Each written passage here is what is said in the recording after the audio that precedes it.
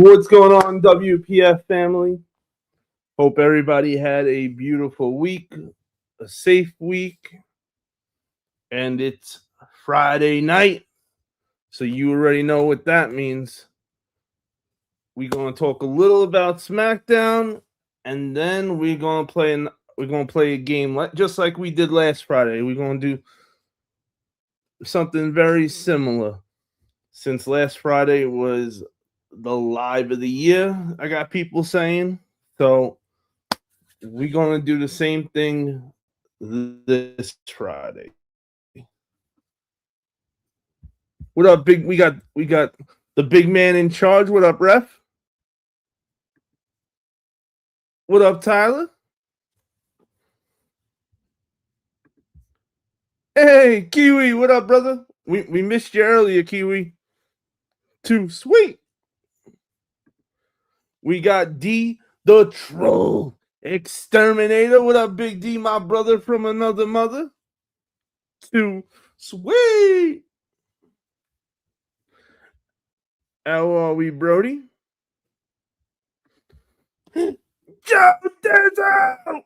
What up, player? What up, my brother? Long time no see, right, Joe Dizzle? Shout out to Joe Dizzle for coming through earlier tonight on the panel, helping host the Friday Night Live on the other channel tonight.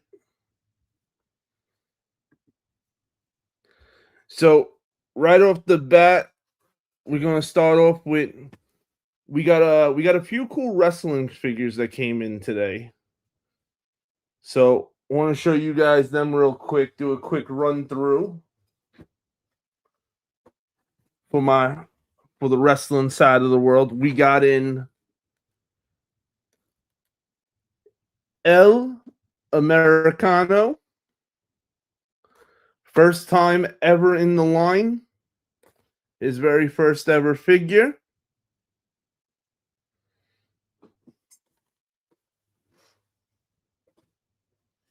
We got none other than the red and black Penta in that red, white, and black gear.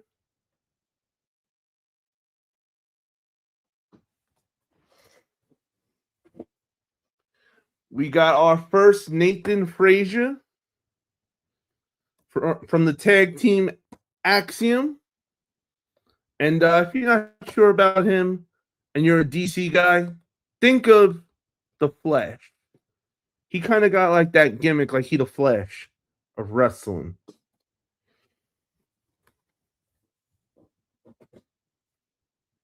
We got WWE's biggest mistake they have made yet.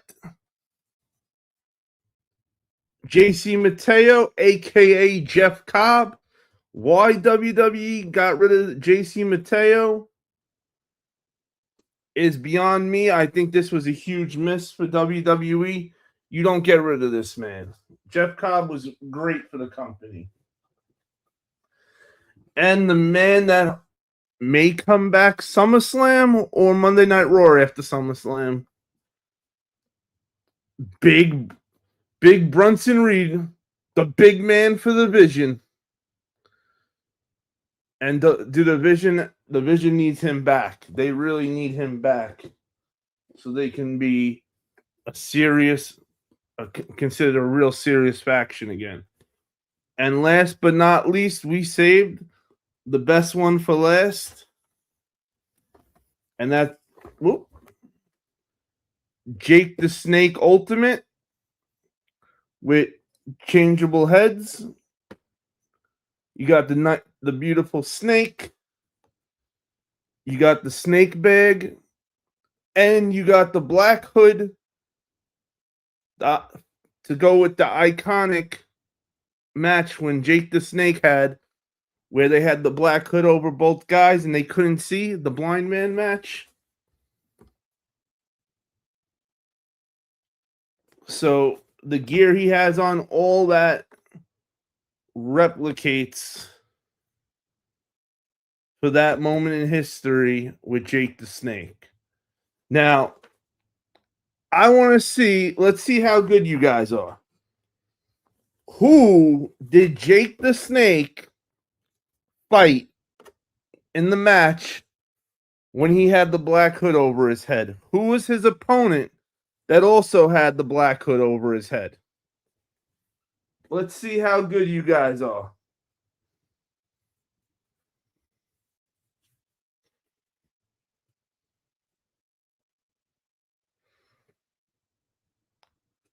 Man, yo, D always got you guys covered, man.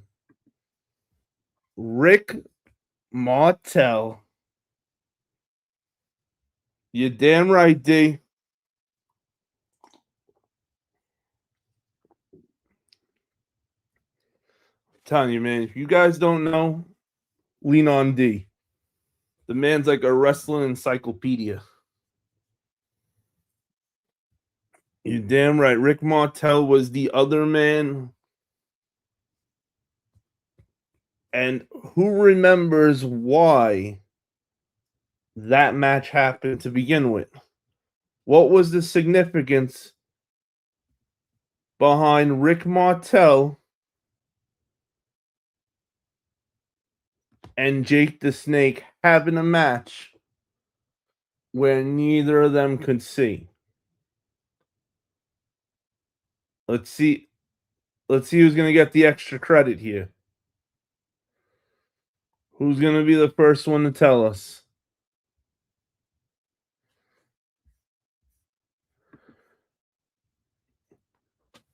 Kiwi, I hear you, brother. I don't know why, but a lot of the alerts weren't going out when we went live before.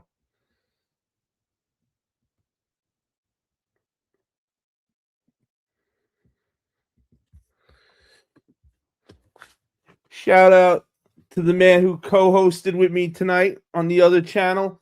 Also, the sponsor for both channels, Money Fresh Clothing. So make sure if you guys want to buy any cool t-shirts, posters, keychains, bro, tap in with my brother, Money Fresh Clothing LLC, over on Instagram for the moment. We'll let you know when the store comes to the next place it's coming to very soon. But for right now, tap in with him over on Instagram at Money Fresh Clothing LLC. And when you're a member of the Wolfpack or the W.P.F, you get the code Wolfpack and you get to get 10% off your entire order every time you place an order. So use code Wolfpack. You know, just hit him up if you need some pictures of some stuff. He's got you covered with everything, I promise you. Money Fresh Clothing LLC is the GOAT at what he does. I will never tell you guys to go show love or support someone that I myself do not show love and support to. And every package comes with a shitload of cool stickers. Your package comes very quick. You can't beat it. So shout out to Money Fresh Clothing and go over there and show him some love.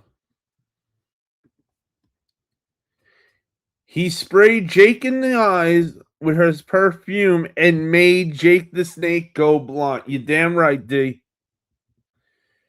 You damn right. Yes, sir, Kiwi.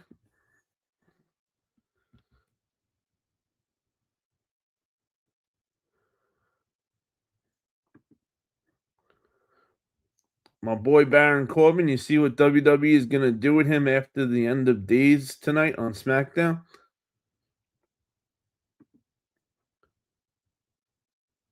Baron Corbin was on SmackDown? D, am I wrong? I didn't see Baron Corbin. Maybe I missed it, though, because I missed the part here and there.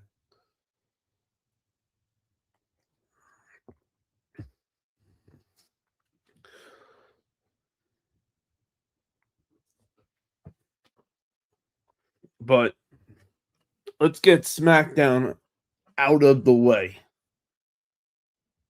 CM Punk came out Ah, man, I can't believe I got to rewatch that now. That's the one I missed the whole thing with Trick Williams. I saw her up to Alexa Bliss's match, and then I saw the ending. I missed the Trick Williams part, and of course that's when Baron Corbin had to be. Yeah, it figures. There he is, the man who rides on fire, the Tuesday night co-host, Ghost Rider. Too sweet. Hey, Money, forgot to give you a too sweet also, brother. Bonus points. What was the name of Martel? Oh, okay. So hold off. Wait. We're going to get back to SmackDown in a moment. What was Martel's name of Martel's perfume? Shit, I don't actually know that. What was Rick Martel's perfume? Or should we say cologne?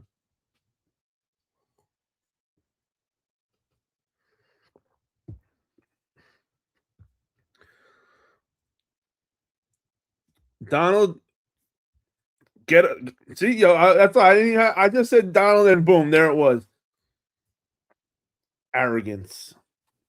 That's what I'm talking about. I told you, bro. D is an encyclopedia. The man cannot be stopped. Let's go. All right. Let's get this SmackDown review done with, so that way we can get into playing our wrestling game for the night. Right? Kiwi, you can't play a wrestling game with Donald. He gets he's no fun to play with. He gets everything right always. 80s and 90s wrestling is my childhood, bro. So, all right. So first off, opening off SmackDown, we had CM Punk come out, which I gotta say, this was a better SmackDown than I've seen the last few weeks. It's still not there back to like you gotta watch it yet, but it was a lot better than what we've been forced to watch. That's for shit sure. So you had CM Punk come out, and he told everybody, "Hey, I'm gonna be a fighting champion." And I like how he said, "Hey, if anybody feels like they got robbed last week, they can come back out here right now and get a rematch." Sami Zayn, where are you, Sammy? You had a lot to say about CM Punk after that match. So why were you not there Friday night in his face? So CM Punk didn't just give an open challenge to anybody. He even name dropped people offering shots. And who came out? Only one guy came out. Nobody else came out but Cody Rhodes. And now we know it's official. It will be Cody Rhodes versus CM Punk at SummerSlam for the World Heavyweight Undisputed Championship. So, which we knew that was going to happen. So, better we got it over with and it's done with. Now that we saw coming. After that segment's over, they show a segment with Gunther being extra pissed off and tells Nick Aldis that by the end of this show, he better make this right, which we'll find out more what ended up happening with Gunther and Nick Aldis as we go on. What up, Roman? Too sweet. That's why Sami Zayn was not on SmackDown, because he's scared of CM Punk. Sami Zayn is a scared bitch. Oh man. We Sami Zayn may, you never know. Sami Zayn may go back to the bloodline. Jacob Fatu, after Monday Night Raw, offered him an opportunity to go back to the bloodline. So we'll see what happens with Sami Zayn going forward. And I like how CM Punk told Sami Zayn that whenever he's ready, he'll get a rematch. Yo, Cold Slayer! Too sweet! Yo, Cold Slayer, what's going on, Brody, man? Used to be the first comment every time, man. We haven't seen you in a few weeks, brother. I want to make sure everything's all right with you. You goods over there, Cold Slayer? Let us know. Then we get Jimmy Uso and Jacob Fatu in the ring. And did anybody notice that Big Jim's attire happens to resemble his wife's attire? He had the proceed with caution on it, and the caution going all down it. Little, a little knick-knack, I think that was, towards a little shout out to the wife, I think. Or is that a hint that Naomi may be coming back sooner than we think? You can take it how you want, but hey, it was something that absolutely got my attention, to say, hey, why is Big Jim wearing a Naomi type gear? Is this a sign, or just a nice thing to do for his wife? No doubt, Cold Slayer. Just want, we gotta make sure my man's all right.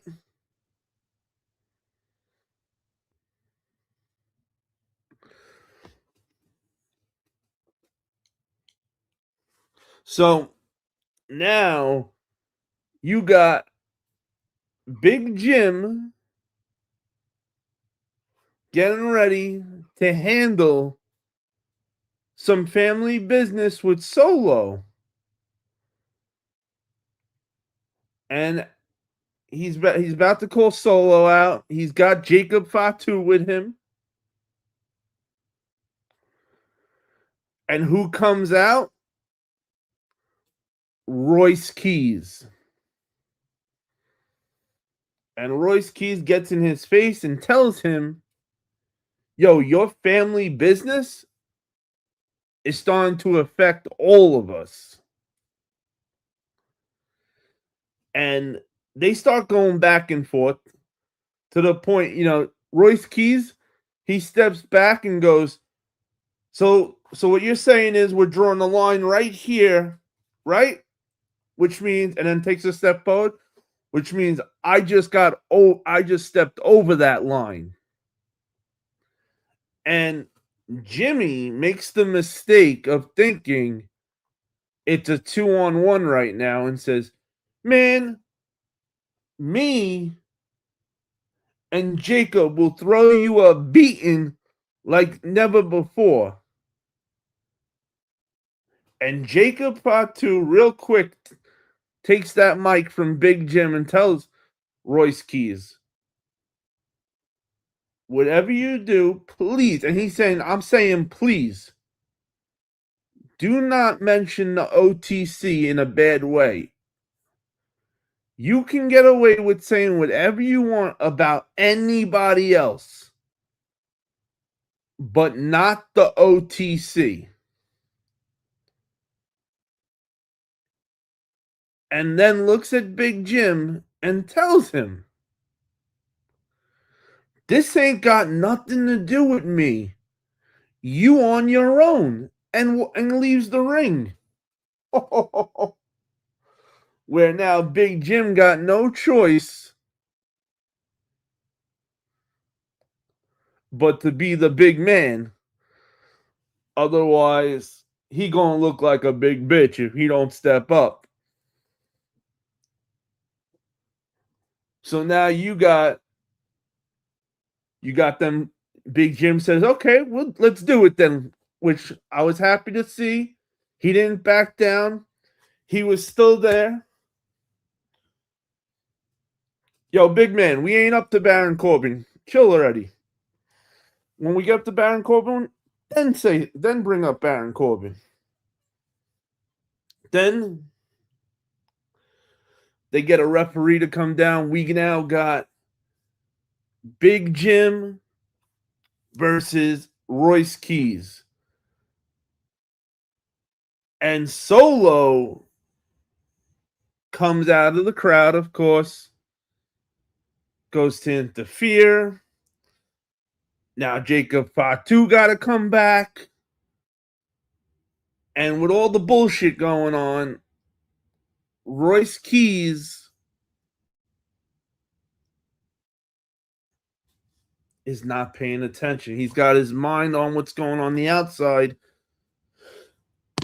Big Jim hits the spear on Royce Keys, unfortunately.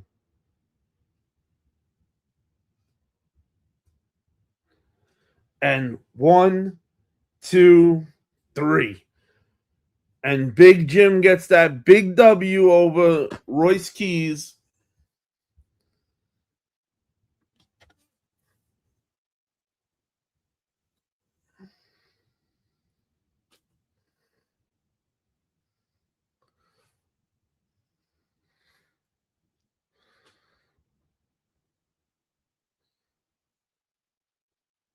Roman, you leaving too, brother? Come on.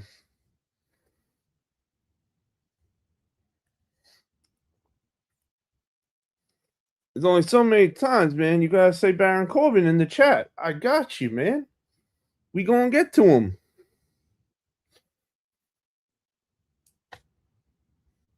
But 8 comments about it. Saying the same thing 8 times ain't gonna change it. Damn.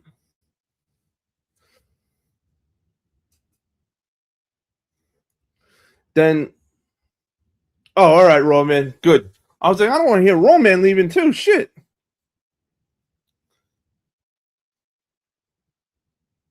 You know, listen, you guys know me. I'm as cool as could be. I get to everybody's comments, even if I'm running behind. But if you're gonna keep saying the same thing over and over and over and over and over, well, I'm on a whole nother topic. Going in SmackDown order, man. Yo, enough's enough. Like,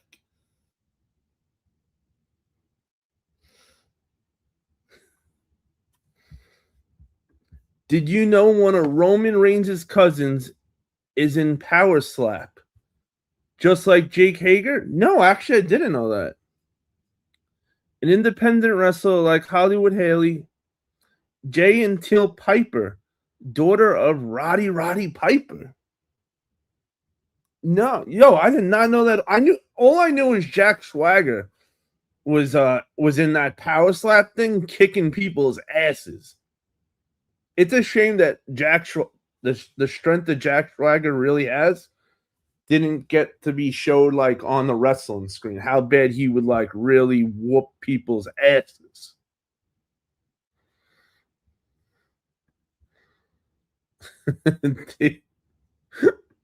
Yo, what up, Chappelle? What up, my cowboy / wrestling brother? Too sweet. I knew I was waiting for someone to bring it up tonight. I knew it was going to get brought up tonight. And new AEW champion is Kenny by God Omega. Oh, don't worry, we're gonna get into that. right after we finish this SmackDown review, we're going to talk about Kenny Omega. Now, Jacob beats the piss out of Solo, leaves him with a message.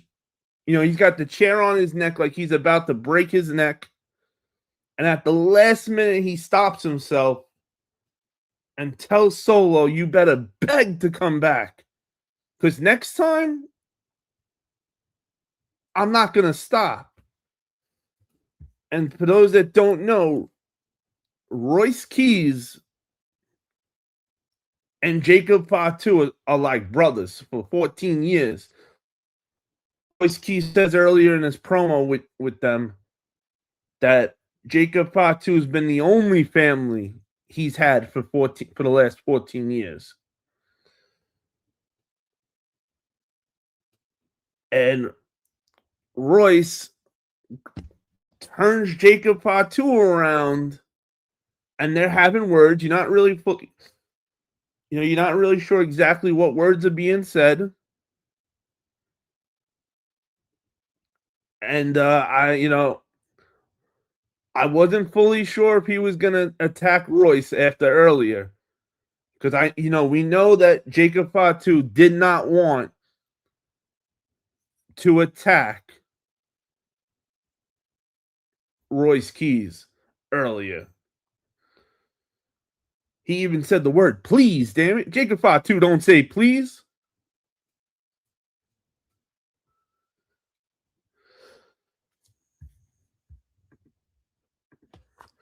Then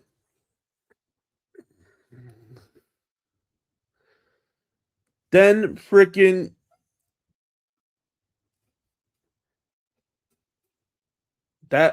that was it. Jacob Fatu said I had it. And he took out one of his best friends for 14 years. Cold work, man. That's cold work right there.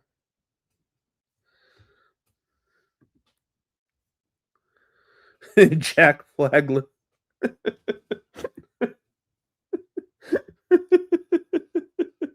Jack Flagler.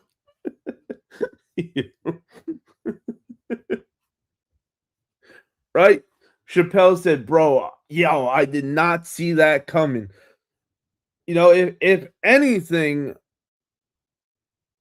I thought Jacob Fatu was going to walk out. You know, let Jacob Fatu and Royce Keys let it be bigger. You know what I mean? Like, if you're going to make these two go at it, it's got to be bigger. They have preached to us over and over that these guys are best friends. They're both monsters. They would make an unbelievable match versus each other for SummerSlam. Like, this is easy stuff. So, if you're going to make them go at each other, make the moment bigger. We didn't get that. They made it a quick 1, 2, 3 thing, and it was over. Like, I needed it to be bigger because this is a 14-year friendship, a brotherhood that is just ended. That's big. And they needed to make it bigger. But you know what? Let's see where we go from here. Jacob is unhinged and has 0 fucks to give. You're damn right. Jacob has 0 fucks to give. Especially now, because the one man Jacob did give a shit about that wasn't his OTC was Royce Keys.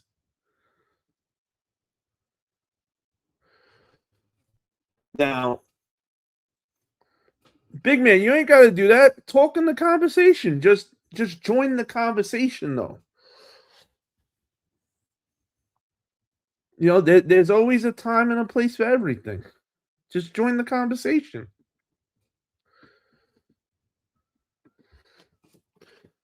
Now, to me, this was the biggest thing we needed to get out of SmackDown tonight.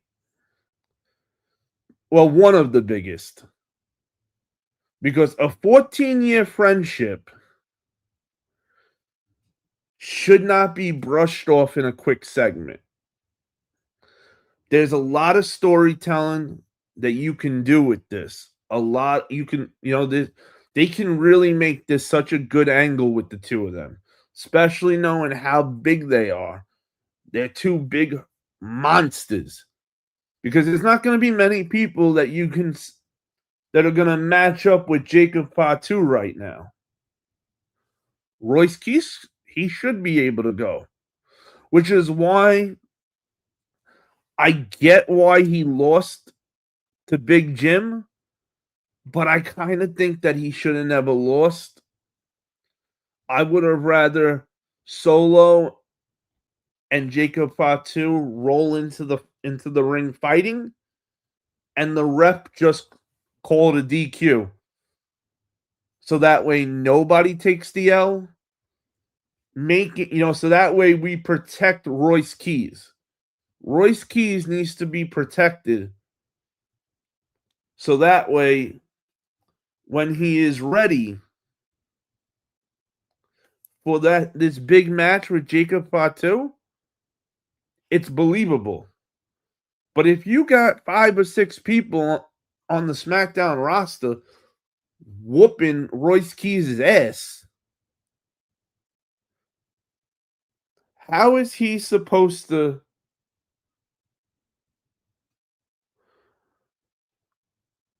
be a real threat to Jacob Fatu?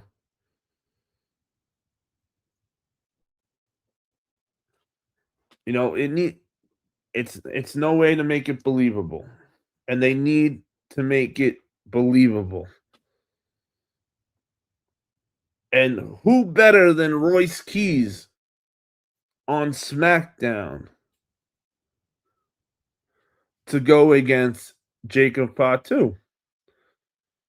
Even though Jacob Fatu is technically now a Raw wrestler. Then after that, what was the next big thing we had? We had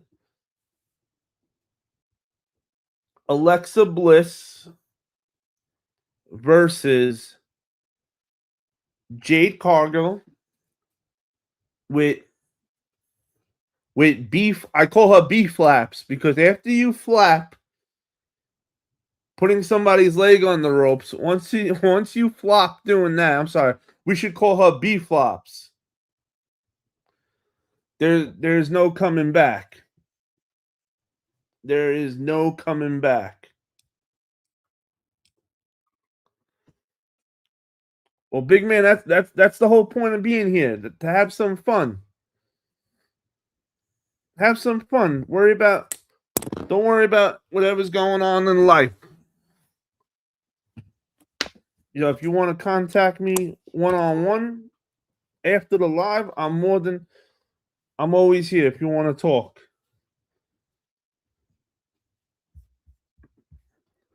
I agree, Hunter. They got to make Royce a legit contender to Jacob. Because, hey,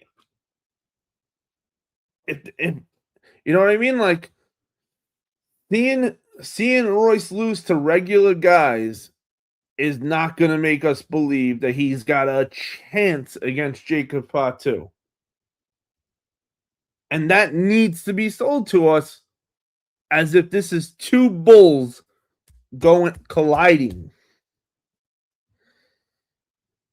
Now, does anybody know if Alexa Bliss, did anybody hear about her having a prior injury? Because the way this ended up playing out, I think Alexa might have had an injury and they need to get her off TV.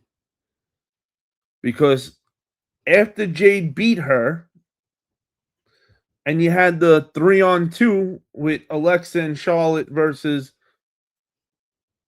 Jade and Jade's minions, we had Jade put Alexa Bliss's arm in a steel chair, and they did the angle where if you're gonna break somebody's arm in a steel chair, that was it. So there's no way Alexa Bliss can come back next week and be like, hey guys, both arms are okay. I can do all this. We're good.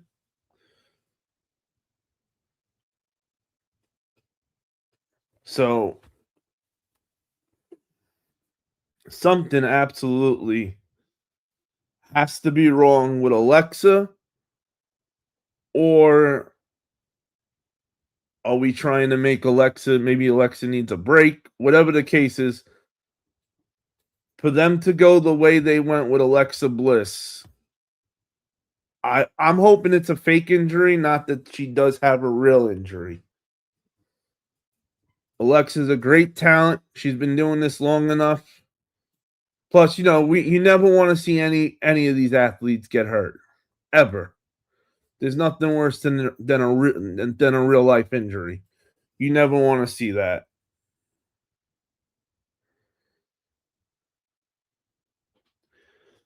Now,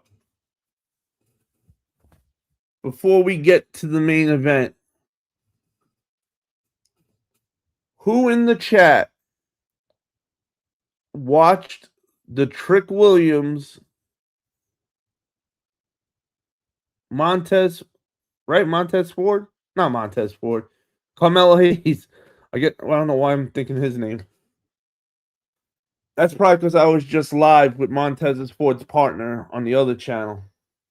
That's why I'm thinking of Street Profits. Shout out to my brother Little Cleaver.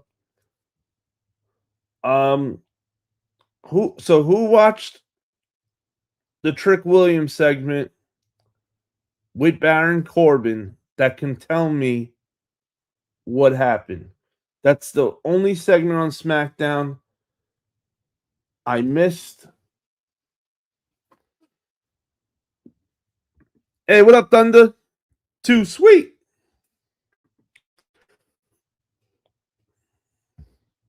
Now, I know, Big Man, you were very excited about Baron Corbin. Now's the time. If you'd like to talk about Baron Corbin, we're up to Baron Corbin. D said, okay, so the Alexa Bliss, it's a fake injury. They're just setting up Jade versus Charlotte feud to make it more personal. Okay, that makes sense. I could see that.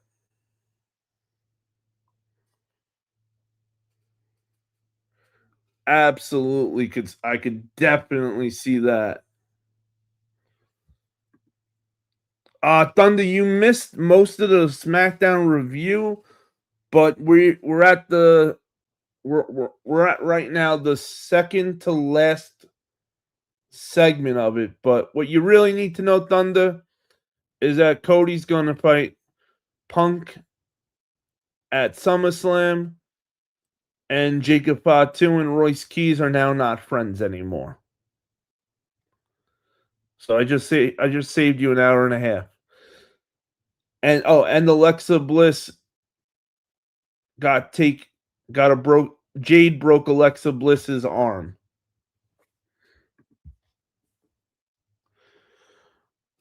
All right, so you guys got to tell me now what actually happened with Baron Corbin. How was he part of this tonight?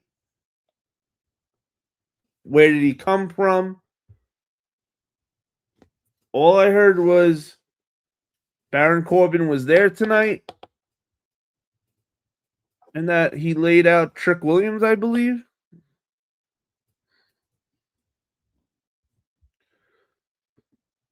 Otherwise, I'll just skip. I'll go right to the main event if not. So, do we have anybody in the chat that wanted to talk about Baron Corbin while we're on it?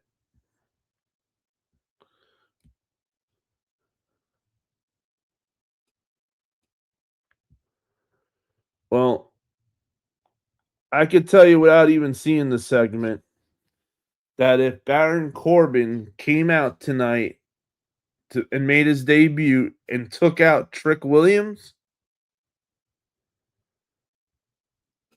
that's the match. That's going to be the match for the U.S. title. It has to be. And it's got to be the best way to book it. Because why? Who else are you going to have go against Trick Williams if it's not Baron Corbin? If Baron Corbin just debuted back on SmackDown and laid out Trick Williams with the end of days, that has to set it up for them to go one-on-one for the U.S. title for SummerSlam. And I hope it's SummerSlam, not that they do some regular bullshit televised title match that we know nothing real is going to ever happen out of it. Because you know damn well if they put this match on SummerSlam and they let us know it's going to be on SummerSlam from now, you know from now to SummerSlam, they're going to actually build this shit up more. They're going to actually give a shit.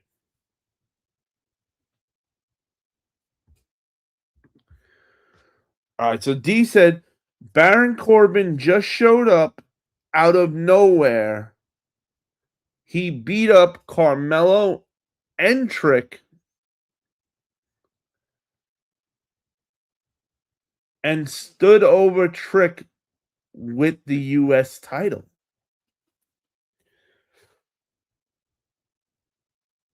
Okay, so D, big man, did Baron Corbin, when Baron Corbin showed up and beat up Carmelo and Trick, was this after the match or in the middle of the match? And Thunder, Baron Corbin's back. I can't believe Baron Corbin comes back in the one segment I don't watch. You got to be kidding me.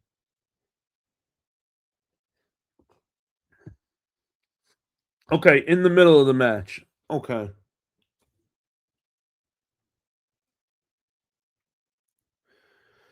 Damn it. Fuck. They couldn't do it after. So I think the better move would have been if they would have had Baron Corbin do it after the match. So that way, it would be Baron Corbin versus Trick Williams SummerSlam.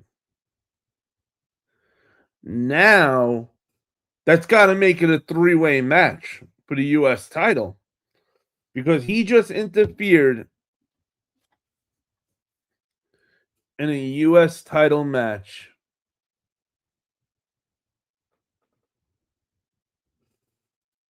And he laid out both guys. So you now know Carmelo Hayes is going to go to Nick Aldis and be like, hey, if I'm not getting a rematch, then I'm going to interfere in his match the same way he interfered in my match. If you don't put me in there against Trick Williams and Baron Corbin, which Carmelo Hayes would have all the right to do that.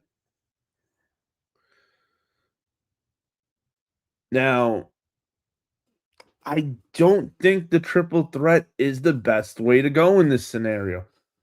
Knowing that, you know, Trick Williams and Baron Corbin, I think one-on-one would have been the better match. But because of the way they did it, It has to be a triple threat match. The only way they can get out of this triple threat issue would be if Carmelo Hayes fights Baron Corbin on SmackDown next week. Winner moves on to fight Trick Williams for the title, which still doesn't really work because Carmelo had a title shot that got interrupted. So, it's got to be a triple threat match. But I like to see Baron Corbin versus Trick versus Carmelo Hayes for the belt. Baron Corbin wins the U.S. title. My pick, Baron Corbin, your new U.S. champion. Hey, it's got to happen. It absolutely has to happen that way. And Trick now has a custom U.S. title. Really? Oh, that's got to say something. So what do you think with this three-way? If Trick Williams goes over in the three-way by pinning Carmelo Hayes, then Baron Corbin could argues the, hey, you never ever pinned me. So I want you one-on-one now, maybe. Maybe they're trying. Maybe they're going to try to get 2 matches out of this. I really hope not. I don't think it's that interesting.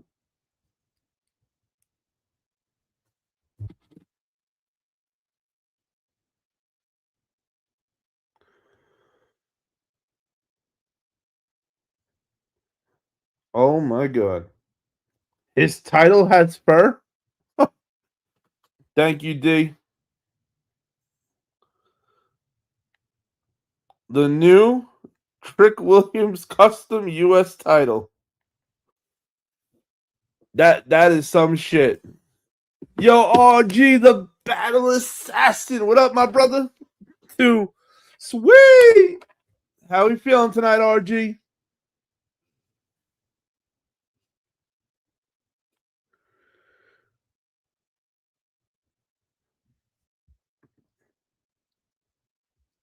Yeah, Cody versus Punk's the bigger match, without a doubt.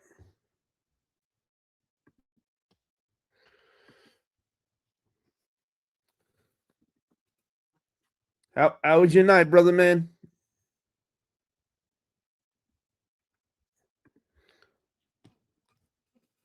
Raw Man said, I think Carmelo Hayes needs to go over.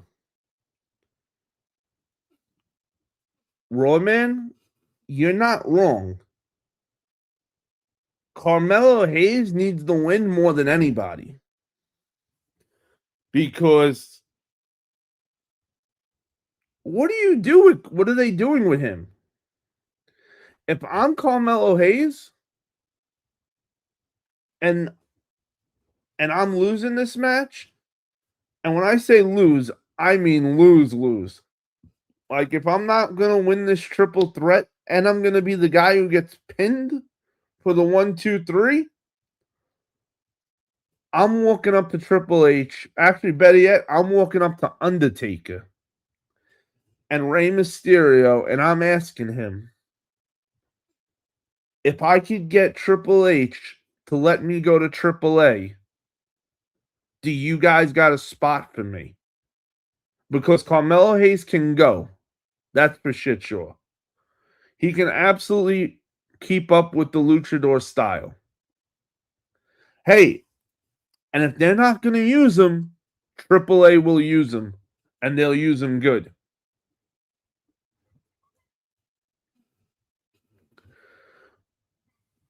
And then you can always come back if from AAA to SmackDown. You can always make the jump back if you want. It's not a bad move. Yep, that's only Trick Williams would have a custom title with fur on it. Only Trick Williams.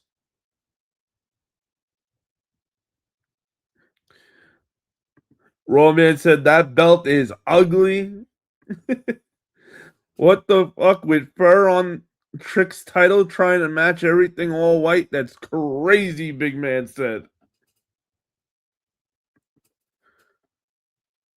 Or Carmelo to AEW.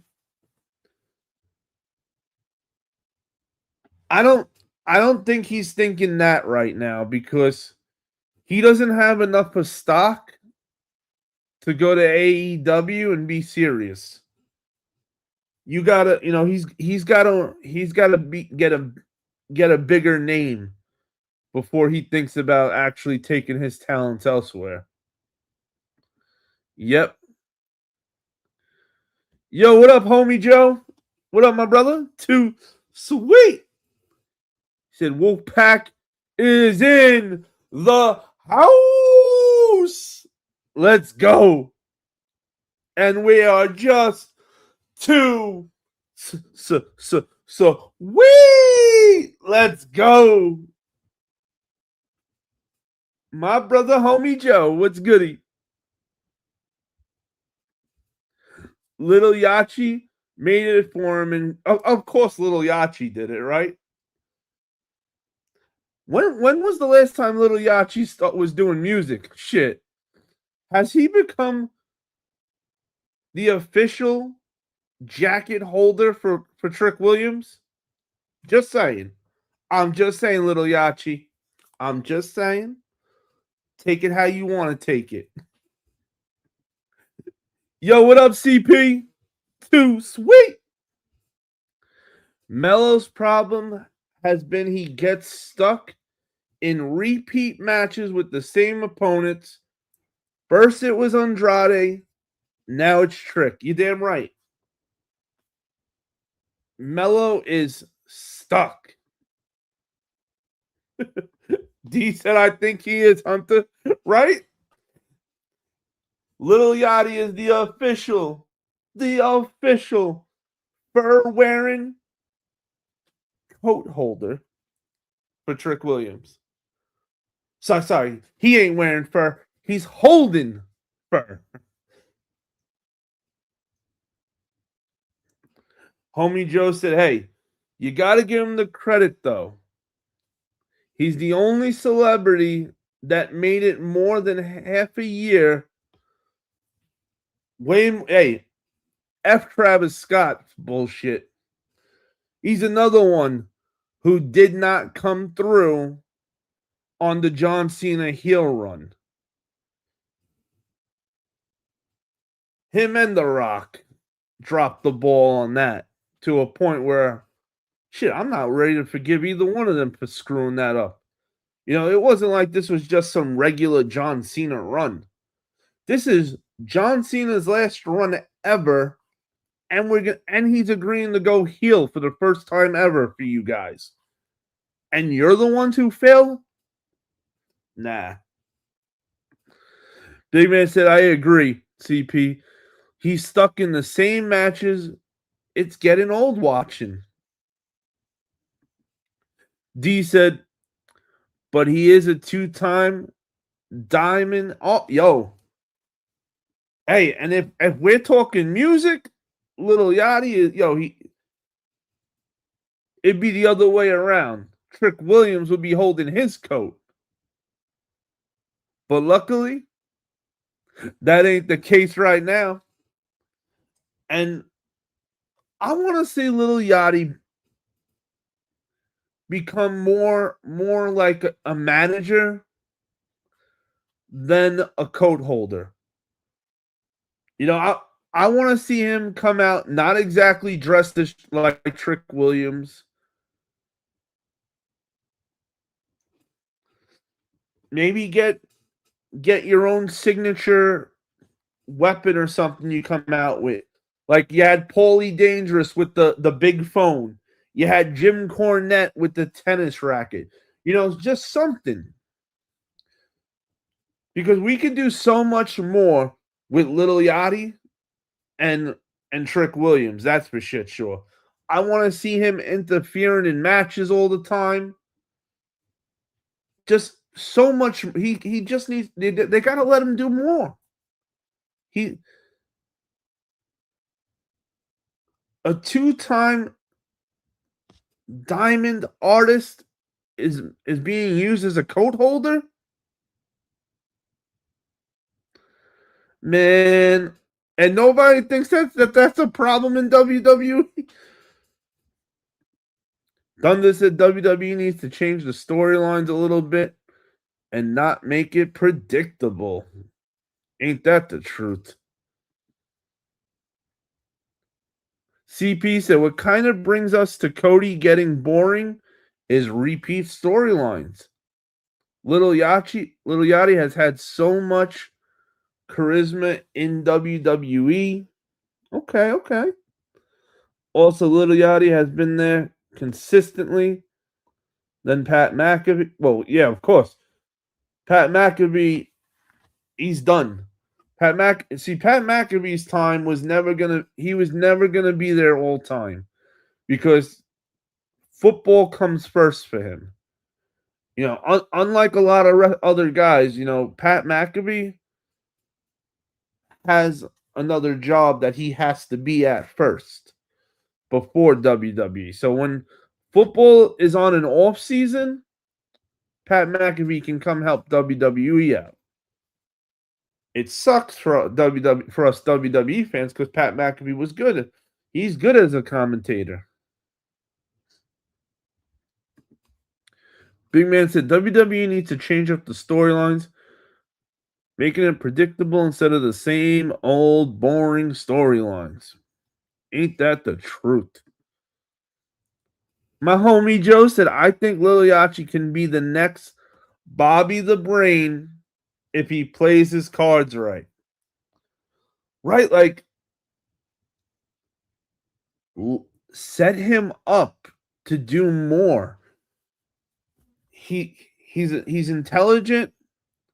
He's proven now to WWE that he'll be there. So you don't have to worry about him flaking out like a lot of these other assholes that said will be there and then aren't there at all. And I think Lil Yachty deserves a real manager push. And you damn right, Bobby the Brain is the GOAT. Romance said Pat Applebee's. That's right. We call him Pat Applebee's around here. He hasn't dropped an album since 2024. Wow. I didn't know it was that long. But shit.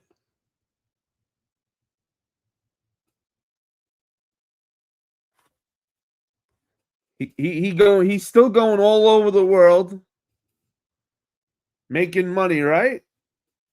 Good for him. They just need to get their investment worth. I do not need to see him coming out, him and Trick Williams dressed up the same way as if I'm watching an old school 80s, 90s sitcom and we're brothers and we dress the same. Give me a high five. Like, no. When these dudes come out, I want to know. Let's say if I am not a diehard WWE fan and this is my first time watching and I don't really know, I want to be able to look at Trick Williams and Lil Yachty and say, okay, that's Trick Williams, that's Lil Yachty. Not, wait a minute, Which one's the wrestler?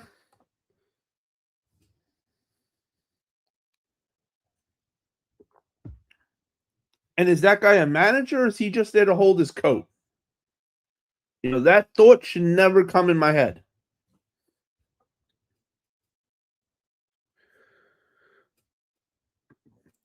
Trick Williams and Little Yachty tag team. I can't even finish the comment.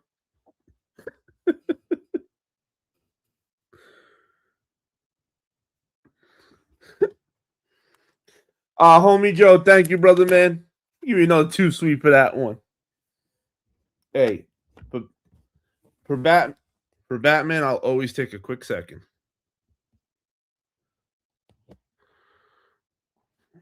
There you go, homie Joe.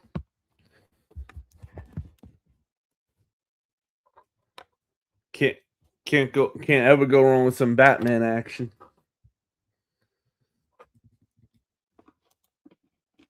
All right, let me see. Shit. All right, there. Okay.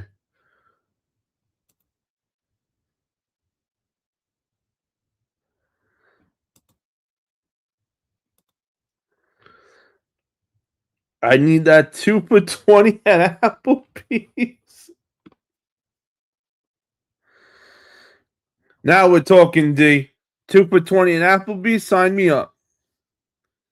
They could be setting up Little Yachty to turn on Trick in the Oh, I hope they don't do that. They do that, then he's done.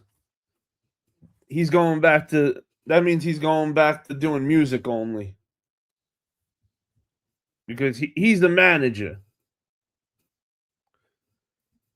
He turns on Trick. He's gone. As far as managers goes, what's next for Paul Heyman?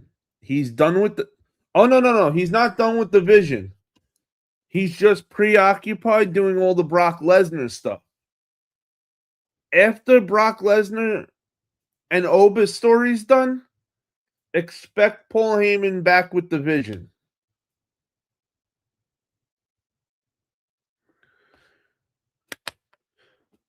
Don't worry, CP. Paul Heyman ain't leaving the vision. Not yet.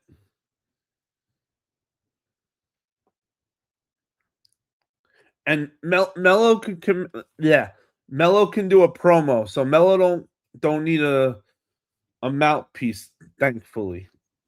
Mello just needs a push. And not only that, Little Yachty as a manager already has a little with Trick Williams, so that would qualify him as a legit manager if you think about it. That's right. See, it's good that he's been there with Trick Williams for a while now. Now, he just needs to start acting like a real manager and not like his number one fan. And we'll be good. Roman, I see you having a laugh over there. You having a laugh over there, my brother? That Lord Vader in the background is sick. Oh, other way. Oh, yeah, Chappelle. Yo, Chappelle, you gotta see when Star Wars Day comes around then on the other channel. When I pull out all the Star Wars stuff. You think that one's good. If only you knew what was right over there. If only you guys could see. Little Yachty's the only manager champion that has a perfect record right now. He's got a perfect record. Hey, you can't argue that. So what D is saying is he's never once dropped Trick Williams' code. Not one time. Not once did he drop Trick's U.S. title. Little Yachty is the best number one fan he can possibly be. I agree, D. I agree.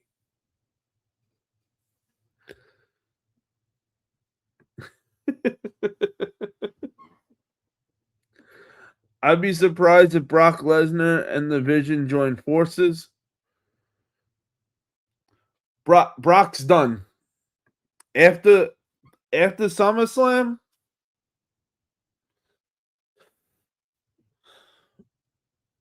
Brock, the closest thing we were ever gonna get with Brock and the Vision together was War Games, which was cool to see that for the moment, but that's why they clearly made sure you saw how Paul Heyman's been moving, because they want to show us the audience that just because Paul Heyman is with the Vision and Brock Lesnar, that does not mean that the both of them is as one. Nope. This is two separate entities that is Paul Heyman and Paul Heyman alone's business. Plus, Brock doesn't play good with others.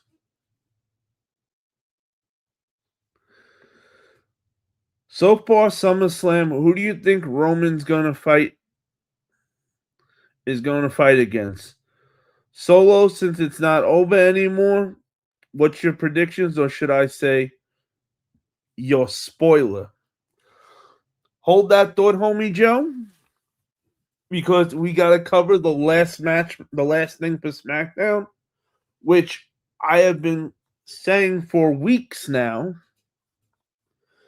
Gunther and Nick Aldis will go one-on-one at SummerSlam.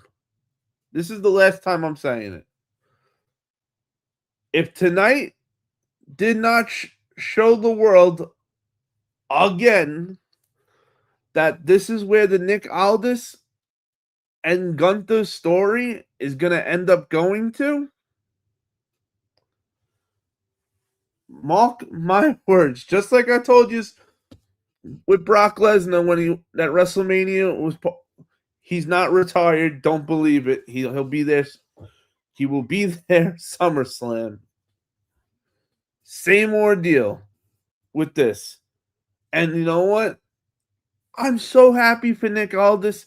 If anybody deserves an actual freaking match on WWE TV that has never gotten one, it's him. Look at the shape this guy's in right now. I hope that if I was ever a general manager, I looked like Nick Aldis in a suit. Shit. Half the wrestlers, when they go to complain to Nick Aldis, are smaller than him. Your general manager shouldn't be bigger than the talent. I'm just saying. The general manager should be smaller than the talent. He shouldn't be towering over talent. But he is. So be ready, because it's only time until they finally announce that Nick Aldis, for one night only, has signed a special contract that says he will not sue WWE if he gets hurt, blah, blah, blah, against Gunther. Kind of like the same way when they had Pat McAfee go against Gunther. So if you can do it,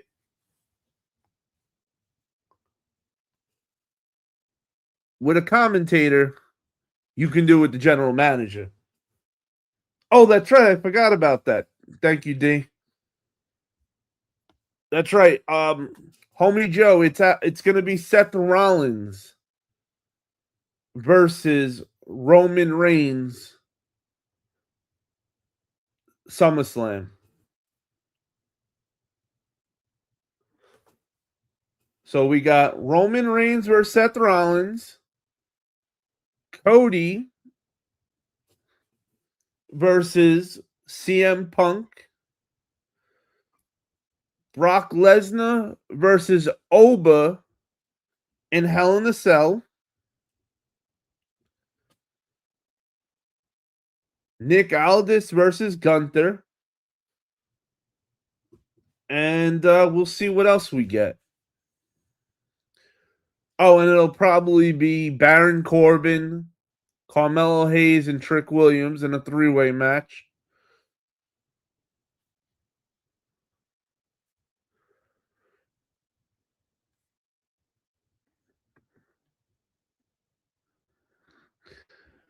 Don't feel bad, homie Joe. I drew a blank too on that one for a moment. Like, oh shit, that's right. We're finally getting Seth versus Roman Reigns. And Seth Rollins has beaten Roman Reigns every chance he could. So we shall see. Oh yeah, Thunder in Hell, and that's it. Oba versus Brock is in Hell in a Cell also, which means expect Brock Lesnar to finally give you that more than like 3-move special. Expect Brock Lesnar to give you a performance you haven't seen before. And it wasn't because Brock couldn't go. It was just because he didn't need to. The way they have pushed Brock is the way they should push him. He's a UFC and he was a UFC World Heavyweight Champion of the world. You won the UFC World title. You were the toughest motherfucker in the world. So when they're gonna put guys up against Brock Lesnar, it's gotta look right. And when it doesn't, it's suplex, F5, and they're on their way to the back.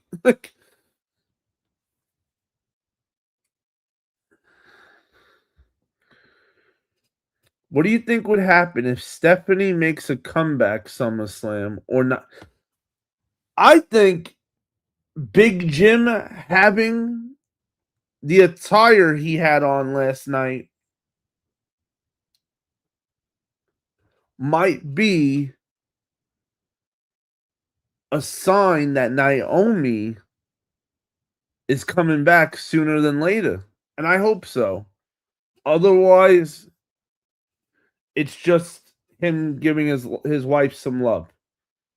Sending his wife a shout out without saying anything. But Big Jim had on tonight, his gear went completely with his wife Naomi's gear. Proceed with caution. When was the last time Penta defended the IC title? If it wasn't not last week, but the week before versus Rey Mysterio. I believe that was the last time he defended the title. Was versus Rey. Unless after Rey was Ethan Page or Rusev. Because they keep going back with that bullshit with them back and forth with Penta that I'm like bored with it by now.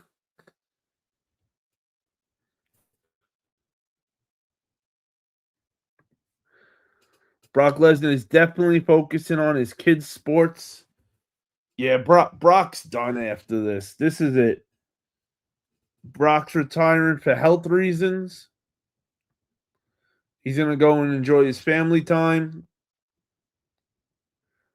And he's Brock Lesnar. So if he gets bored, maybe he comes back later in a year from then and does a one-off. Or maybe he never comes back again.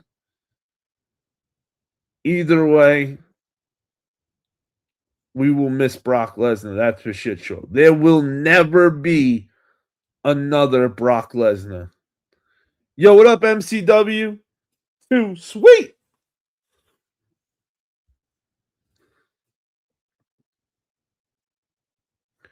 After retirement, yep. I think they should add Naomi to the bloodline when she comes back. They really should. If they're gonna add, if any female's gonna get added to the bloodline, I wouldn't mind seeing. See, they should have Nia Jax turn on Lash Legend when Naomi comes back, making Naomi and Nia Jax a team. Make them win the tag titles and then put them in the bloodline. That's how you do it with the ladies.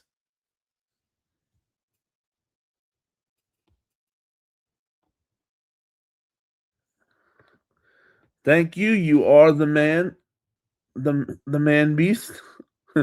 Only Chris Jericho. Hunter, what do you think Maxine's role is going to be in the Vision? Ooh. So I think Maxine is gonna stay being Austin Theory's girlfriend. And now that Maxine has gone heel, I think we can expect her to start being the one that comes out with Austin Theory and Logan Paul for tag matches. Expect a less from Paul, because Paul Heyman's been not doing that as much. And I think by adding Maxine to the circle, that'll be good for when Paul Heyman needs a break, or if Paul Heyman, for whatever reason, doesn't want to come out with with certain people from the Vision. Maxine now can fill in for that spot. And just like all heels, she's good at knowing what to do to cheat. Homie Joe said, I would rather see Nia Jax in the bloodline. Homie Joe, that's why I said what I said. That Nia Jax should turn on Lash and team up with Naomi, because they're both part of the family. So if you're gonna bring one in, you better bring both in. Otherwise, too many people will be talking about, well, why isn't Nia Jax being part of it? Blah blah blah. Blah blah blah. Blah blah blah.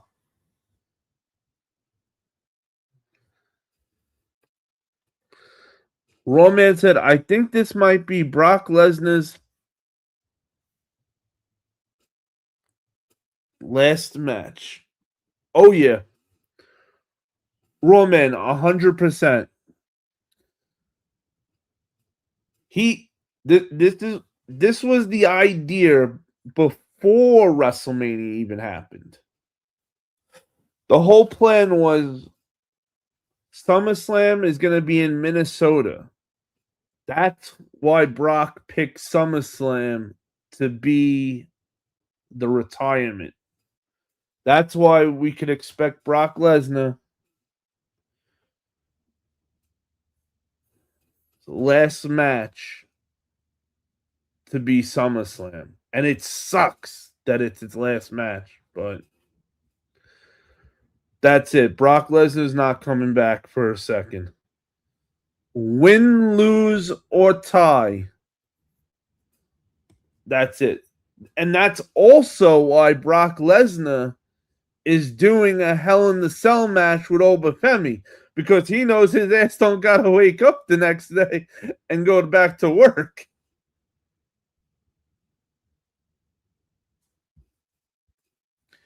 Thank you, Stephanie McMahon. You are the best. Only something Chris Jericho would say. A man beast. D said 100% Raw, man. That's Brock's last match. Hey, have a good night, Thunder. Hey, what up, Rob? The Irish psychopath. Too sweet. How we doing, brother? Omi Joe said, Nia Jax did an interview a while back when they asked her why she hasn't joined the bloodline, and she said that in real life, her and Roman don't get along like that.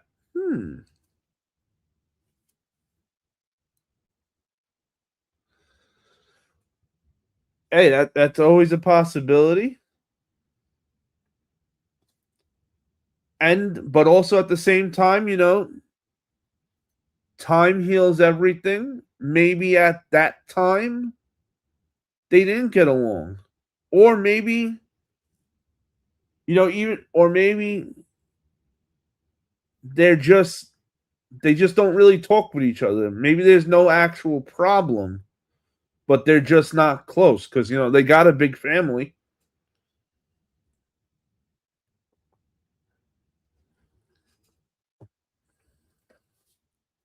And it's wrestling.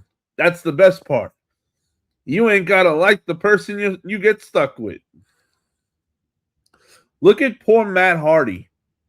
He lost his girlfriend to Edge, and then he had to work with Edge and relive that for the world to see.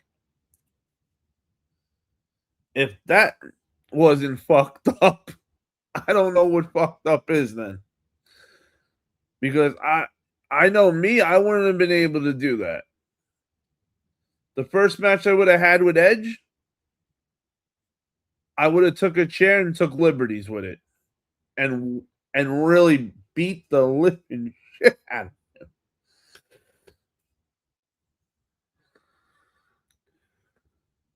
him. That's what I like to hear, my Irish psychopath. They're probably just strong head. Oh, they definitely are strong head. I could see that. CD, that's what I'm talking about. Come on, Canada Dry. I know you see my boy out here. That's 2 lives tonight. Canada Dry, full cup, both hand for the lives. What are you waiting for, Canada Dry?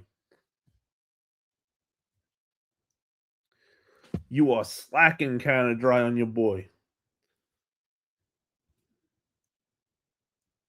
You will not find someone who shows cooler shit on YouTube than your boy, and does it all week with a Canada Dry ginger ale.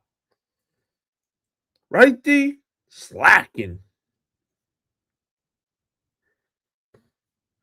Tommy Joseph, poor broken Matt Hardy. He is so broken.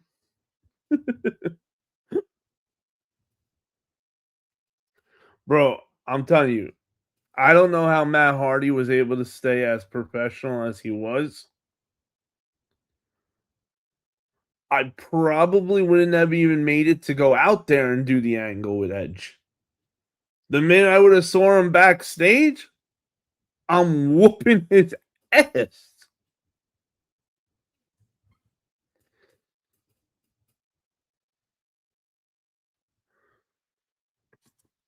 Okay, Big Man Charge said his pick for the Hell in the Cell between the Beast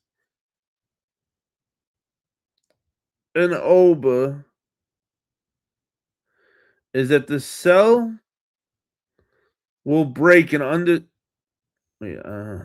broke Undertaker's win streak, that car in Suplex City. Brock Lesnar's your pick. Okay.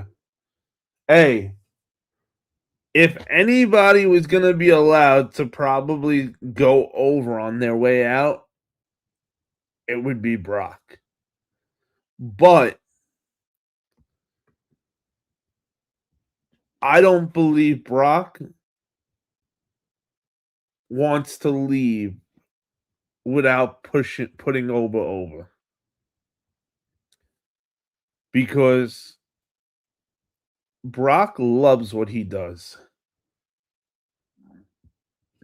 Brock just doesn't love the traveling of it. He's not a big people person. But the whole wrestling and performing for the audience, coming out, he loves that shit.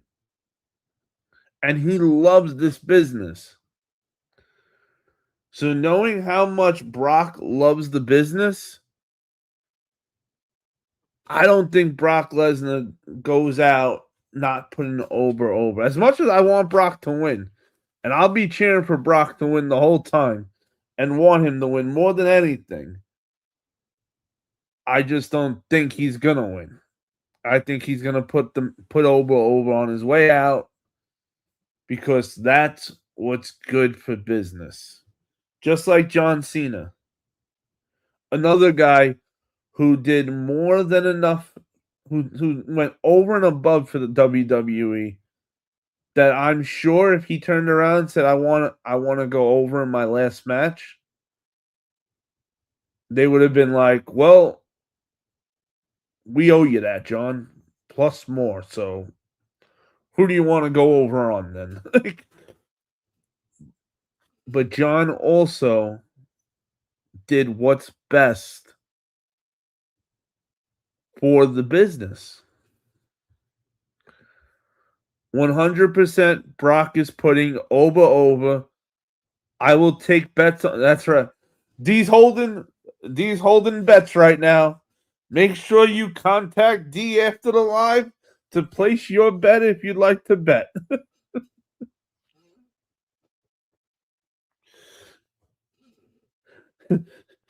D, let me know what the odds are for Ober winning. I'm taking Ober. Even though I want Brock to win, my money's going on Ober, though. I got great news. It was a heartwarming to me. I got 294 views on my Irish Rebel channel. It was so overwhelming. There you go, Rob. Good shit, brother. Keep up the good work. Big Man said Matt Hardy broken. All right. Like his brother Jeff broken. Be nice. Be nice. Hey. Jeff is doing fantastic now. Jeff might have had Jeff had his problems throughout the years, which I'll tell you one thing. If anybody did what Jeff Hardy did, they would be blackballed from wrestling for good.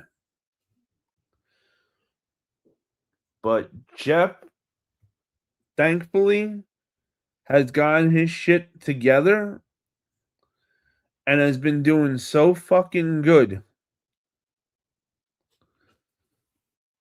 He's been, him and Matt have been putting on a clinic. They're the new tag team champs again for TNA. They're traveling everywhere and anywhere, doing autograph signings, and they're so cool as shit. Man, if you get an opportunity to meet the Hardys and you don't take it, don't tell me you're a wrestling fan. I'll tell you that much. Jeff Hardy is one of the coolest motherfuckers I have ever met in my life for wrestling. And you know what? I'm not even gonna hold it against Matt when I met them, because they had done like 3 things before that. He was telling me. They did they were on a morning show, and then from the morning show they went to WWE to film something. And then from there went to WrestleCon to do autographs for hours on end.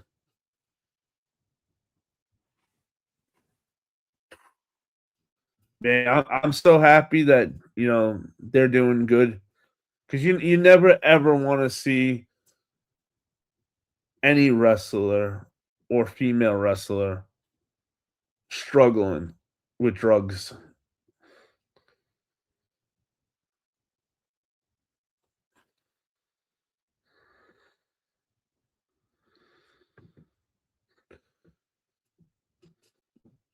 Raw man, you going with Brock over Oba?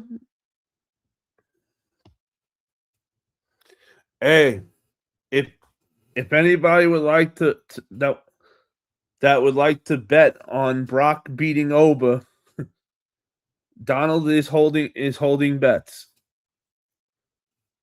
Donald, cut me in. I'm going half with you on it. Sorry, I had a cough. Had a cough right there.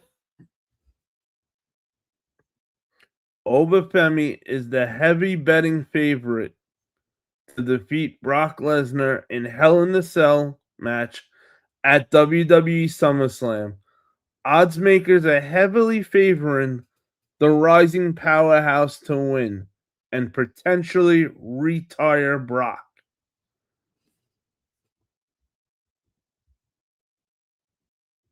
I just don't see how it doesn't happen. Because, all right, ready? Let's say the guy we actually do want to win, which is Brock, even though he's not gonna win, but he's who we want to win,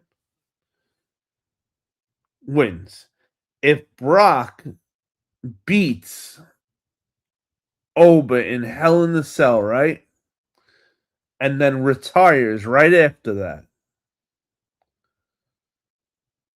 what does that do for Oba now the next night when Brock Lesnar is not going to be there on TV anymore, but Oba is going to be there on TV? Do you think the better story is Oba saying, I lost to Brock Lesnar? Or the better story is, I am Obafemi the ruler who slayed the beast Brock Lesnar?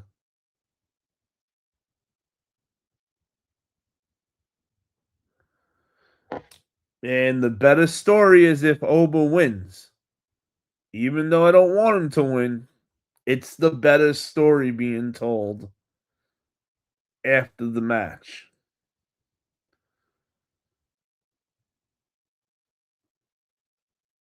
You can't come out with the I'm the ruler if you lose. You can't come out and say, I'm still the ruler, Brock Lesnar exception. Nope, don't work like that.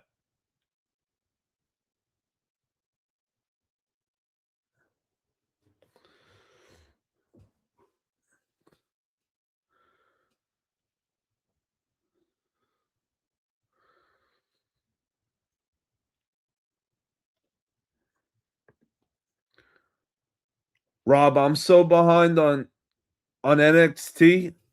I still got to catch up on all my NXT. I'm like 3 weeks behind. It kills Oba. That's why he'll win.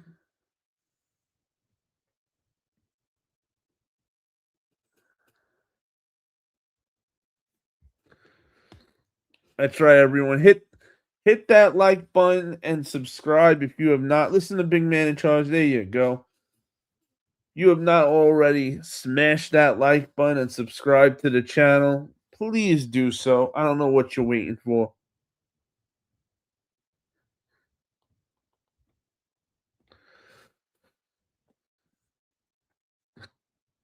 Roman said, Big Man, I hit the damn wrong button. My bad.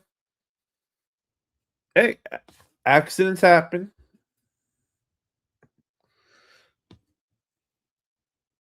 As long as, hey, it wasn't done on purpose or viciously. That's what matters the most.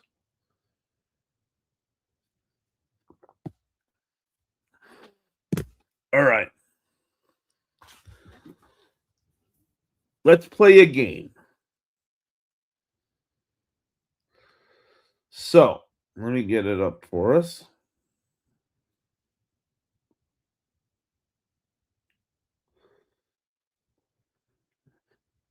You get the photo ready. Boom, boom, boom.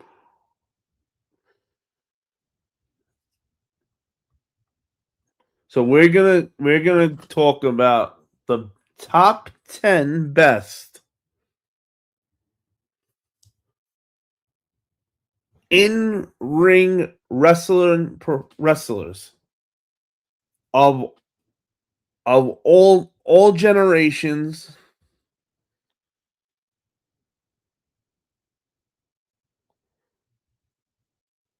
and we're gonna compare it to a list that other people did. Okay, so it's top 10 in-ring wrestlers of all time.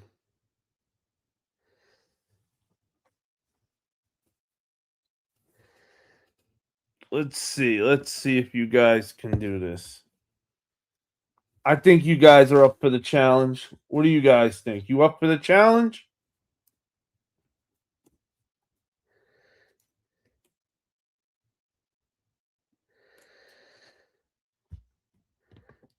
Brock beats Oba. It kills Oba. No way WWE pushes Oba that much to lose at Hell in the Cell. Big facts. Hey, what up, Bulldog Rick? How you feeling, brother?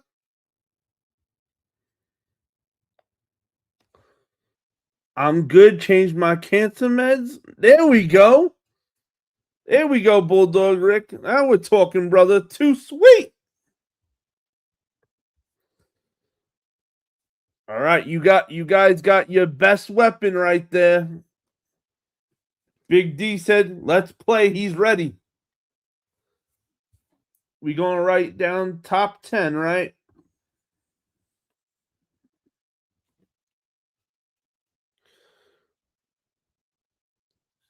And we're going to compare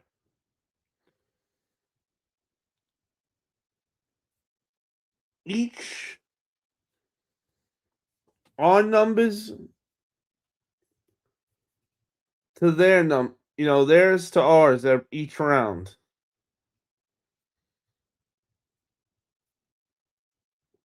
And we're going to see who does better, who did better.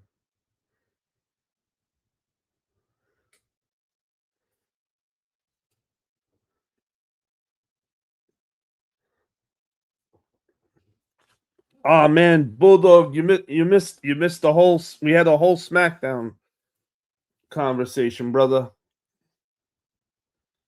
Here, let me catch you up on what we're about to do, Bulldog.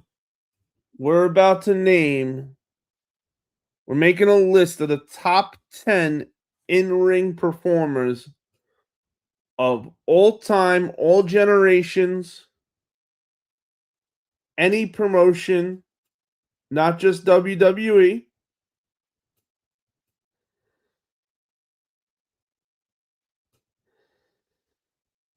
Hold on, I had the picture. Where are we? I knew I should have just left it on my phone. Give me 1 second to pull it up, and then we shall be good.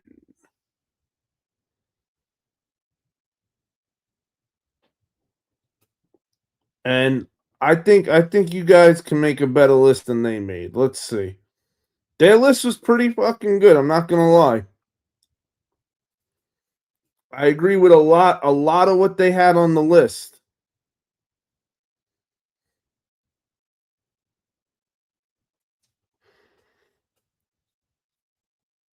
All right.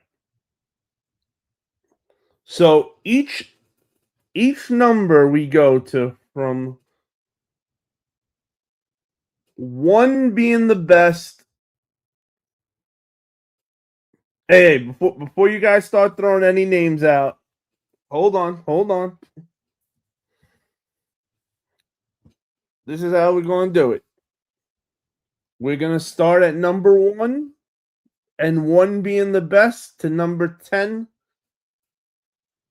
I'm going to tell you guys who they put for each number as we go on, and you're going to tell me if you agree with it or if you think somebody else should be in that, or we should change it to somebody else.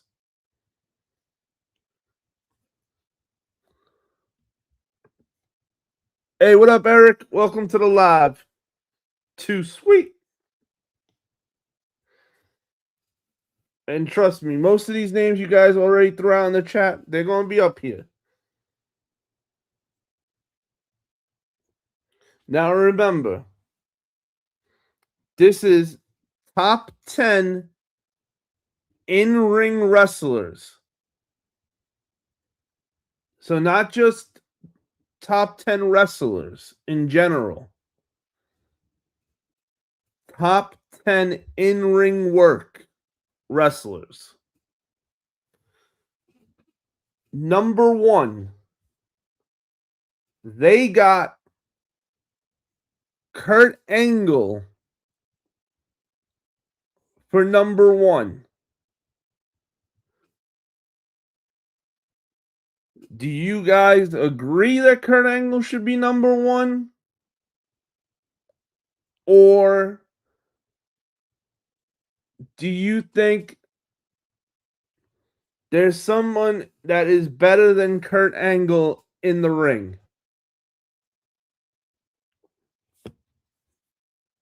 Me personally, I got Kurt. I think Kurt Angle's number 1 also.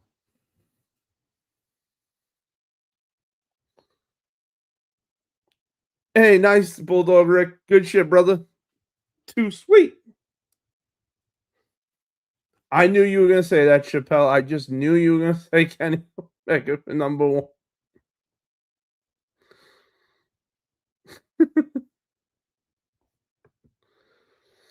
All right. D said, I can't argue with Kurt Angle. He was the wrestling machine. You know what I'm saying? I can't argue Kurt Angle is number 1 either.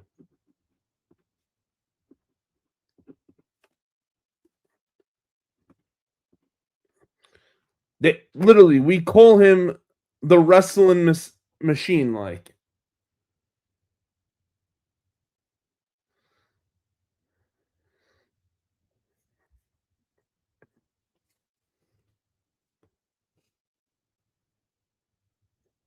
So who do you guys think that Kurt Angle isn't the best wrestler? This guy won the Olympics with a broken neck.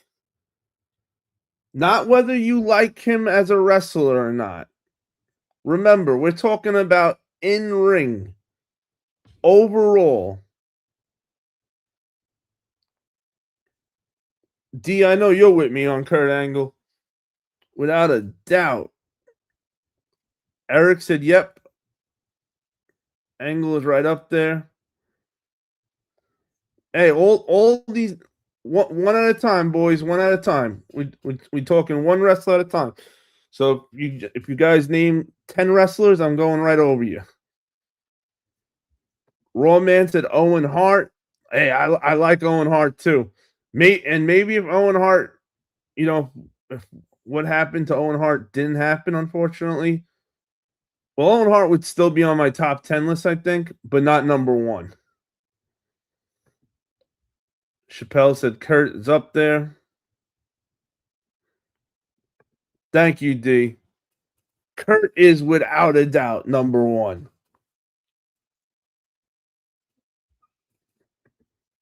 Bulldog said, yo, he didn't have a broken neck. He had a fracture.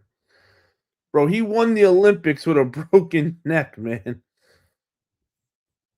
I don't know. None of us could do that shit with a good neck on our best day. Kurt Angle, maybe number 8. Get the fuck out of here. Number 8. Do you guys understand the question? In-ring performance.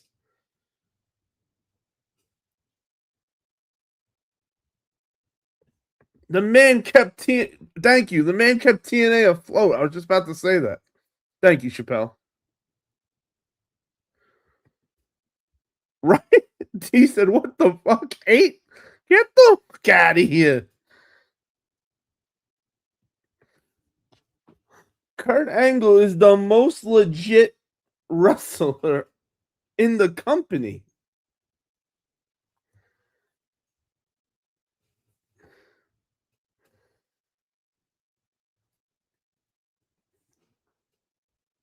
Chappelle said 8 is crazy work, right?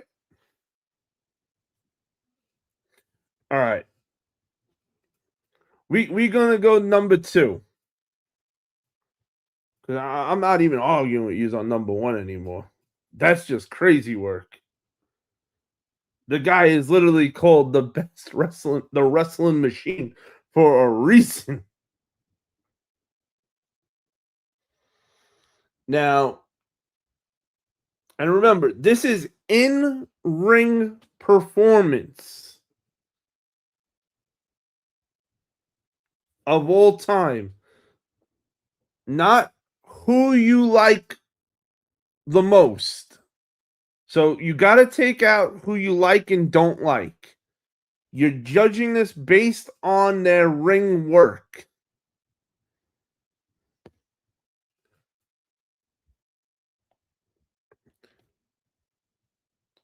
Eric said, "I think HBK was more of the total pack." Well, you know what, Eric? I'm gonna start right there.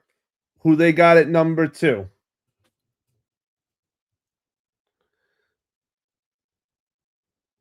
I lost it. There we go. And they got number 2, Shawn Michaels. Shawn Michaels at number 2. I know, Eric, you like that. I like it. I know D likes it. HBK number 2. Chappelle likes Kurt Angle at number 2. Okay, Hunter. Kurt Angle in the ring. Okay, I'd say number 1. See what I mean, yo? You can't judge it on wrestlers you like. You gotta look at it completely biased and just based off of their ring work. All right. I got enough of Shawn Michaels to know that Shawn Michaels is good. Okay, HBK. I'm telling you, when I looked at this list, it's gonna be hard to beat their list.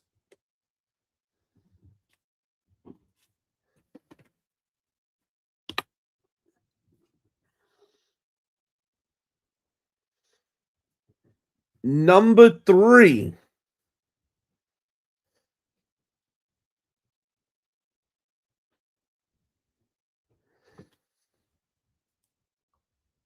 Eddie Guerrero.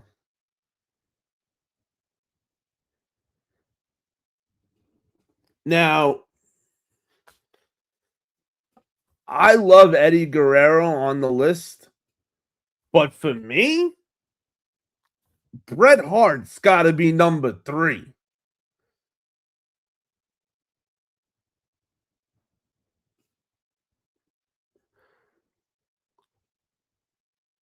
I think this is where they screwed up. I think Bret Hart should be number 3. Talk about a guy who knew how to work, never ever hurt anybody. Everything Bret Hart did, you believed.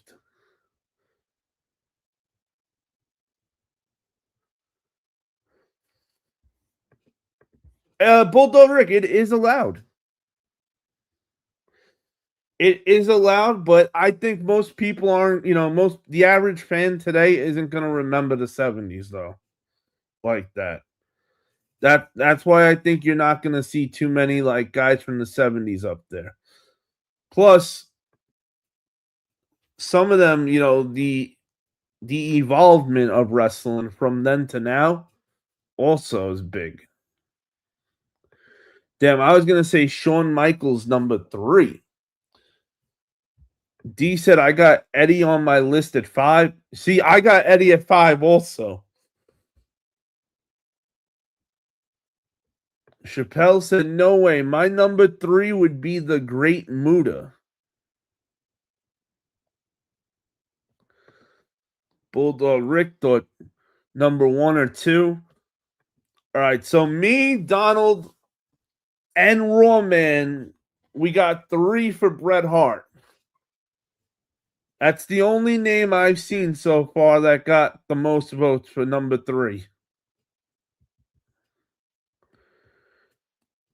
Nah, no way. Eddie over Shawn Michaels?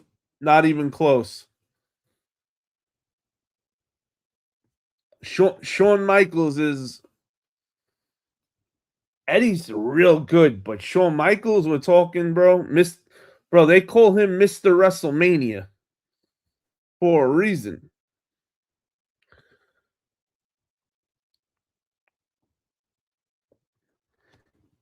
Eric, Andre got no in-ring work. He's just Andre would be number 1 if it was if the contest was the best big man or the best attraction. But for this is in-ring work. Guys that are in ring.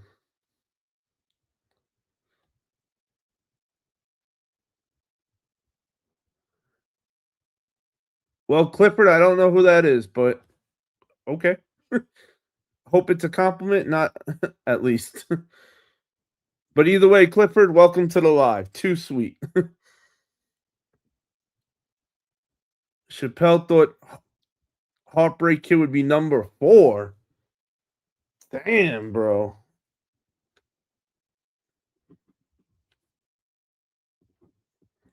Shit. Yo, you guys right along with us. Write your list out too.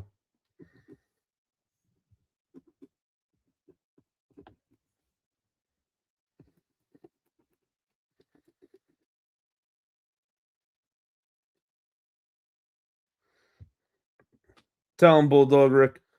Andre was a huge guy. He had no skills. He went up against no one really besides Hogan and Big John Studd. He was an attraction, not in ring. Now they put Bret Hart at number 4, but most of us got Bret Hart at number 3.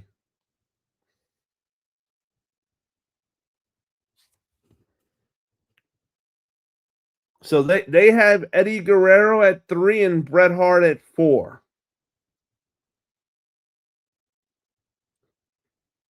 To me, that's a swap around. Kurt, Shawn, Bret, Eddie.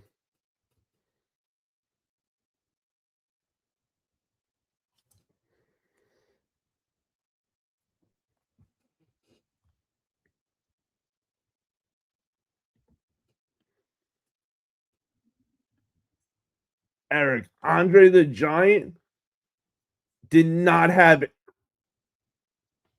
in-ring work like these guys.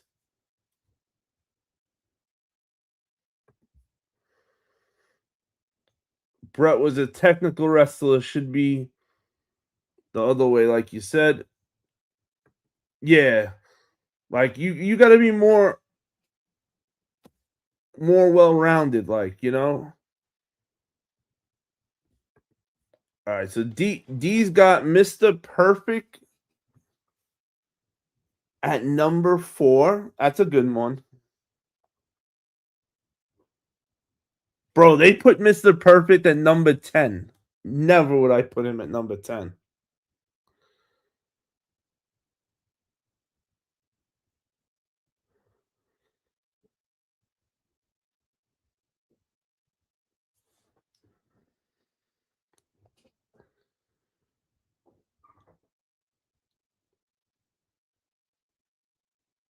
They should have had Mr. Perfect way up on their list. I like Mr. Perfect, but I like Eddie over him. Eddie in ring, Eddie can do it all. Like Mr. Perfect was real good too. Don't get me wrong. He's Mr. Perfect, for crying out loud. Same thing with Ricky the Steamboat. But overall in ring, man, yo, Eddie can do it all. He can make you cry. He can make you smile.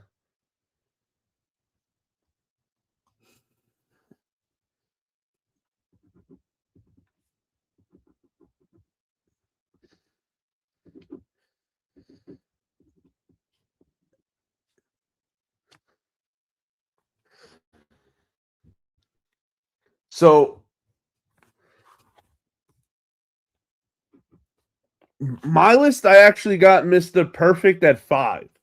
I'm sorry, 6.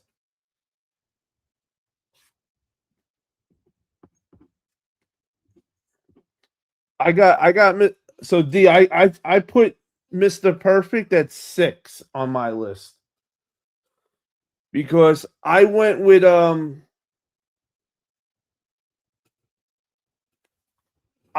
who they went with for number 5. They went with AJ Styles for number 5.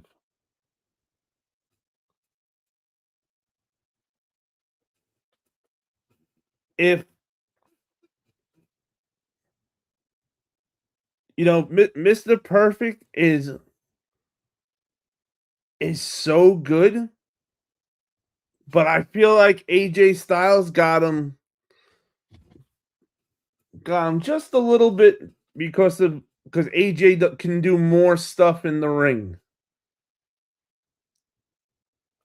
You know, it's they're a hard comparison because they're so different.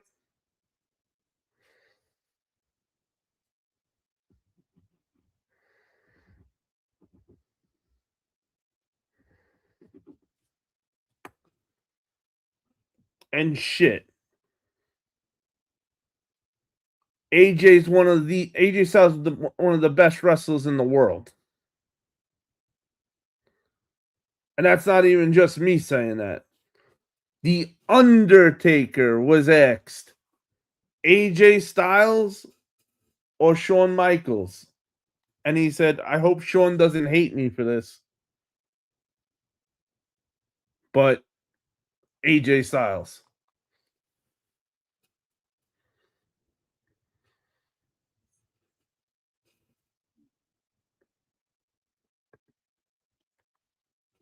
Oh yeah, I'd go AJ over the Dragon easily. Hey, the Dragon's good.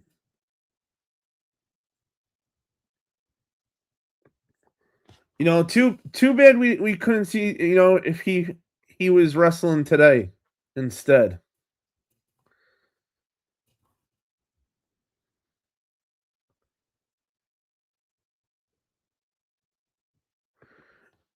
You're right.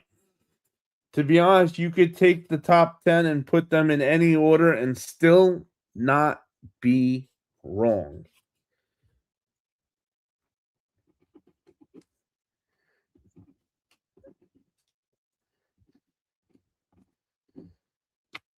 Now, they had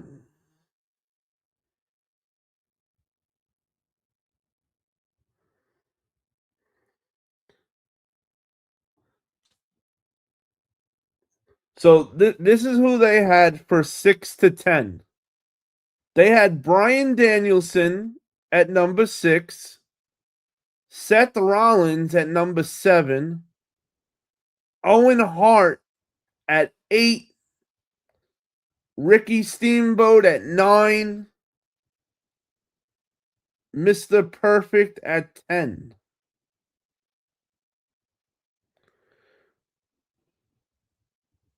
I wouldn't even put. I like Seth Rollins, but I don't know. I don't think Seth Rollins makes my list.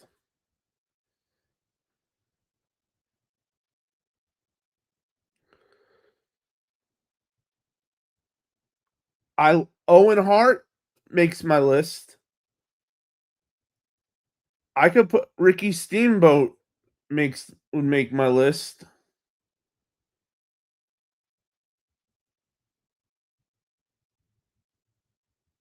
I don't know about Daniel Bryan. I'm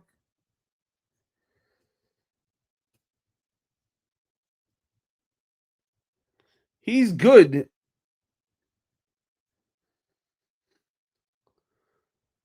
I might put Daniel Bryan at number 10.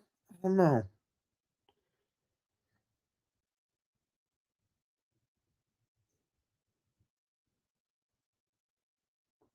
Who would you put at number 7?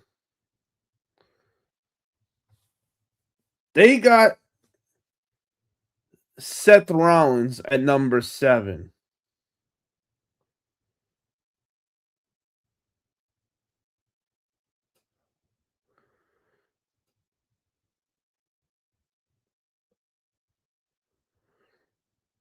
Who would you put in place of Seth Rollins for number 7? I'm thinking either Ricky the Steamboat or Owen Hart. And whichever one I don't put at 7, I'm putting at 8.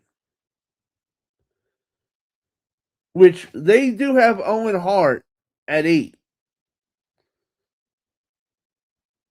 Will Ospreay?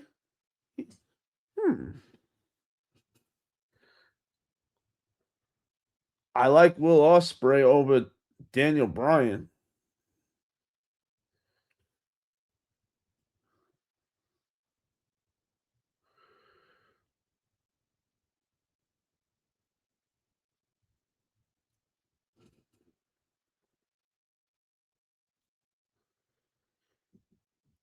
Well, I saw a lot of you guys talking about Ricky the Steamboat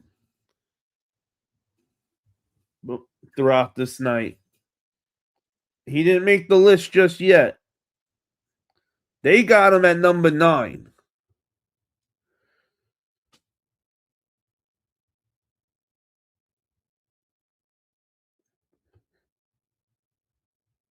Who would you put for number 7? Ricky the Steamboat, Owen Hart,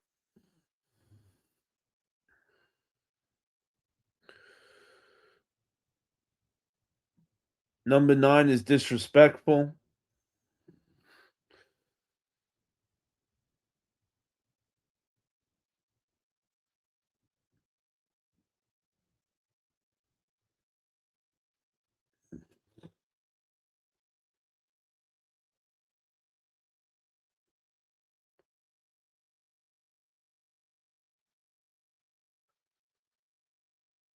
Ric Flair or Macho Man, Steamboat at 7.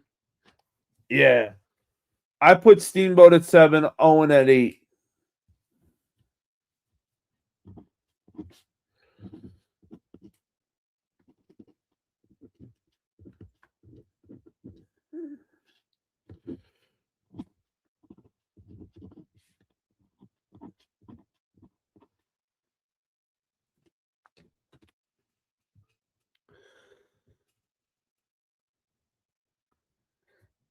Jimmy Snuka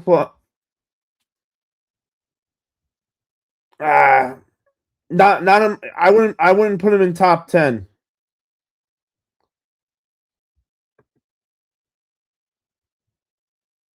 Jericho at 10. How about Sting? I do like Sting.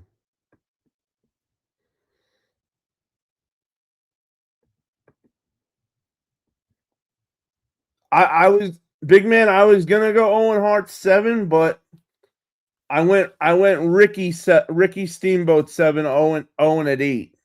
which is funny because they got Owen at 8 also. But their 9 and 10 is Ricky the Steamboat and Mr. Perfect.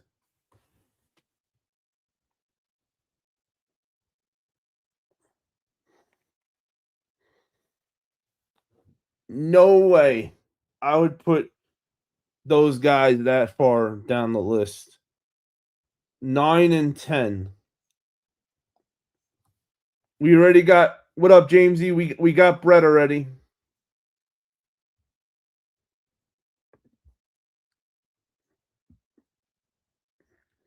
Kevin Nash. Kevin Nash wasn't that kind of wrestler like that.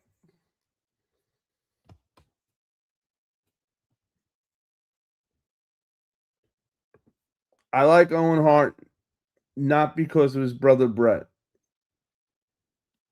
No, absolutely. We judging Owen on his own merits. Owen.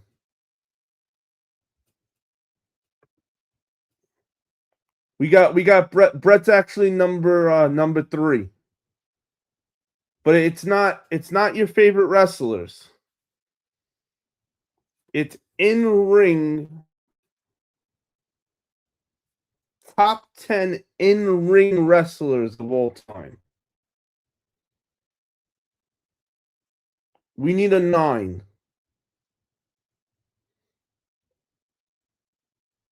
No, Rollins ain't even making my list. Rollins and Daniel Bryan are not on my list. And to see that they had him at 6 and 7 to me is crazy work. I would rather take Dean Malenko over Daniel Bryan or Seth Rollins. I would take Ultimo Dragon, Great Muta. These guys I would easily take over Daniel Bryan and Seth Rollins. Chris Benoit is another big one, but because of what he did, I won't put him on my list no matter what.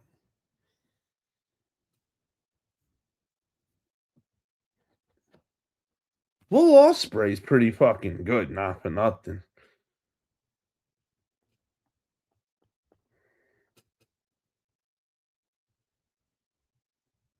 Yo, it's so what do you think about Dean Malenko number 9 and Will Ospreay number 10?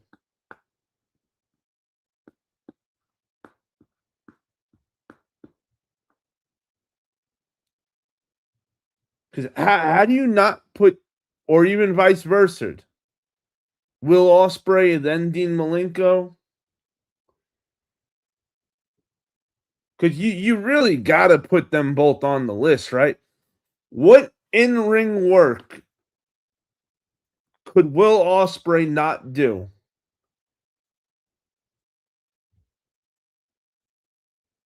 And Dean Malenko? Bro, come on. Dean Malenko is one of the best technicians. Okay, I like that, right? I'm good with that too. I'm going to go Will Ospreay and then Dean Malenko.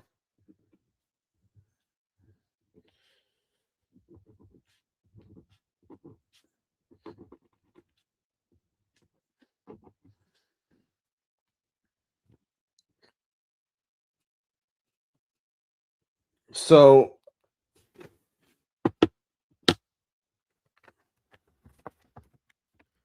we got Kurt Angle at number 1, HBK at number 2, Bret Hart at number 3, Eddie Guerrero at number 4, AJ Styles at 5, Mr. Perfect at 6,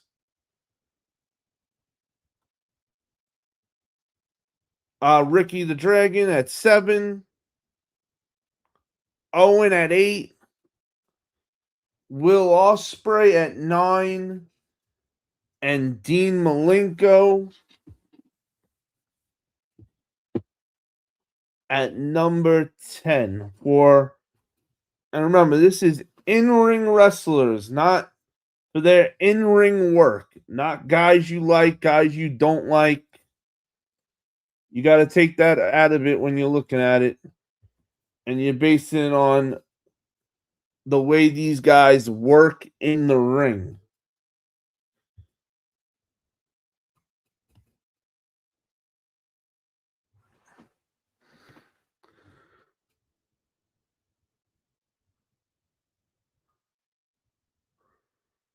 Somebody said JBL. But in ring, God bless you, whoever said JBL. D said, I'm good with that list 100%. Now, Eric's, if I was making a list of my favorite or all-around wrestlers, Sting would be on it without a doubt. Sting's in my top 5 favorite. But this is in-ring work. And listen, Sting was real good. But I don't think Sting could take out one of these guys on the list.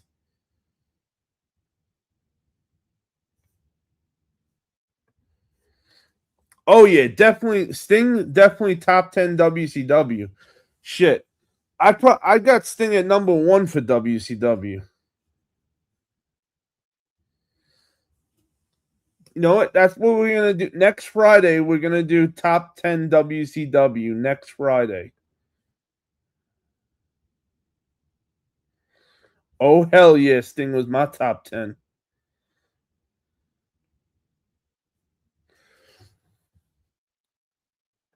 Sting was one of the best ever. But this isn't about who is one of the best ever. This is in-ring work. See, that's what you're not getting. You're not comprehending it. It's a whole different ballpark. In-ring work, like Bret Hart. Bret Hart's a good example. Shawn Michaels.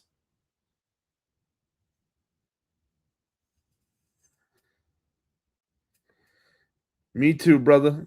That's what I'm talking about, Big D. We always on that same wavelength. Always, right? Question, how far back can you go? You go back as far as you want. No, there's no limits, but you know, as good as a lot of guys are all the way back then, you know, guys can do so much more than what guys in the 70s and the 70s were doing.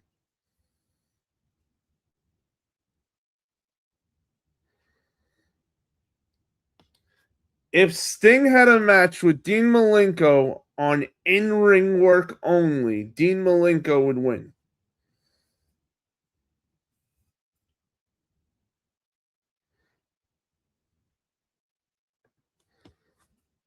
D, I feel like I'm talking another language, D. Could you tell him, please?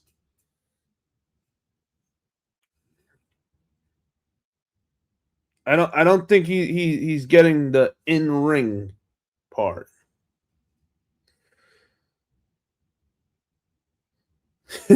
Hell, I'm 57 years old, so yeah. Hey, I hear you, Bulldog Rick. I hear you, brother.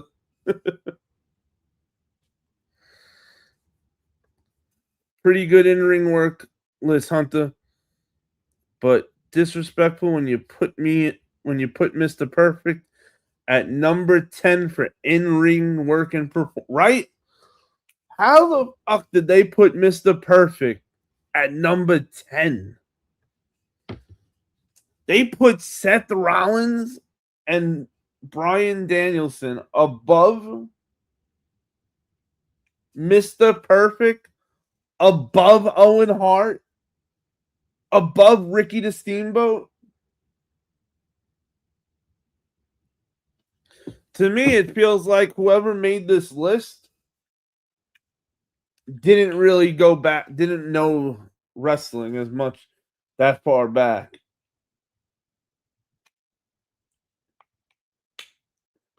Because, hey, Seth Rollins is a very good in-ring worker. He's just not top 10 material, but he's not top 10 overall. Bryan Danielson, very good in-ring worker. Very, very, very good, honestly. But top 10?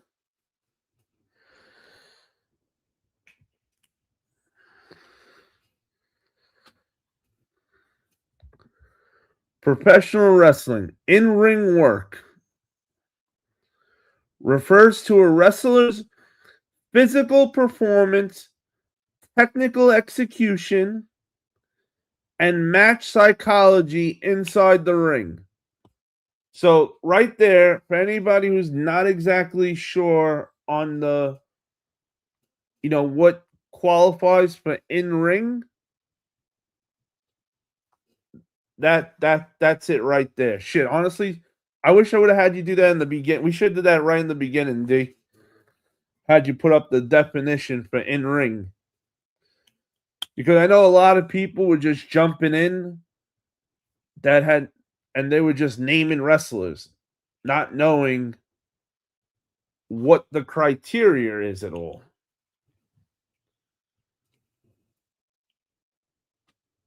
But that's the definition for it right there. In-ring work refers to a wrestler's physical performance, technical execution, and match psychology. And that's why we went with who we went with.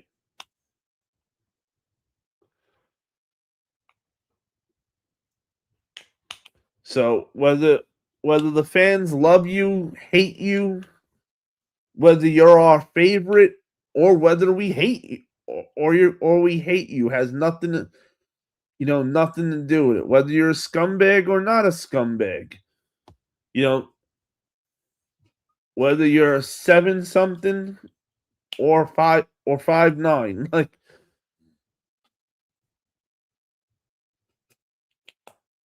Big Man said, "Damn, Bulldog Rick, I'm 53. I could go way back on wrestling since the 70s." How do you feel about the Ultimate Warrior or the Von Erichs? I like the Von Erichs.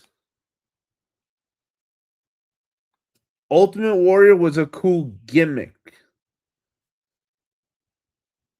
Skill-wise, not so much. But he was profitable. He had the look of a real deal superhero that came from space.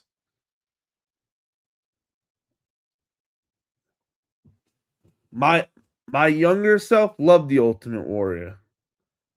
My older self now looks back and says, "How the fuck did this guy get over?"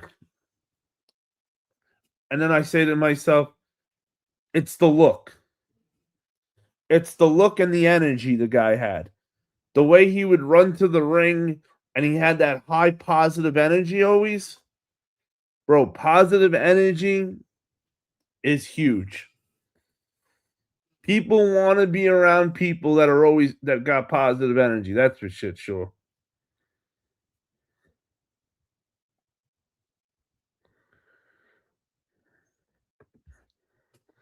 Eric said, "I'm over 52 and actually watched all these guys in the 80s and the 90s. Sting can still out wrestle half of them." Hey, listen, Sting is my top 5 favorites. He's in my top 5 favorites, Sting. Shit, I fucking met Sting. Sting is also one of the most awesome people ever to meet in person, too. But for the list we did, that Donald put the definition of what it was we were doing, I don't know who I could have taken off that list for Sting.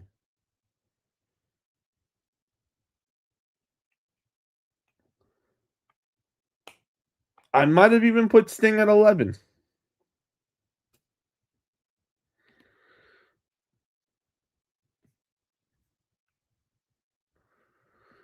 What about Gorgeous George? I think now you're just trying to name some older wrestlers, I think.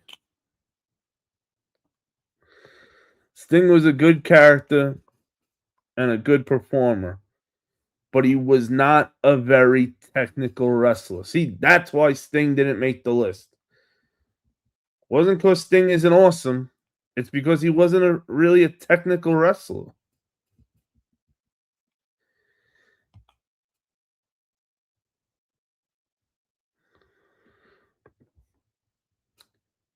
It compares their ability to safely perform maneuvers, sell moves, manipulate the crowd, tell a compelling narrative-driven story.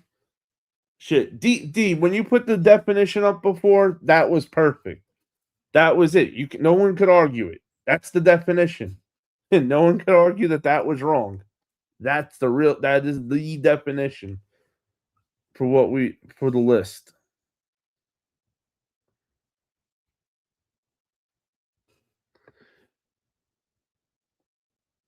Yeah, but see that doesn't mean anything for what we just did top 10 of. Has nothing to do with who you beat, who you didn't beat. It had Gorgeous George was way before my time. But I did watch some of his matches. He was good. But he just wasn't, not for this list. The Von Erichs kicked ass. Hell, the Funk Brothers, Terry. Hey, all those guys were good. But not for what we just did.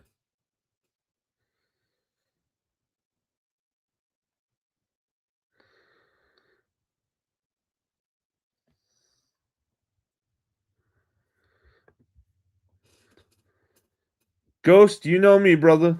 You know me.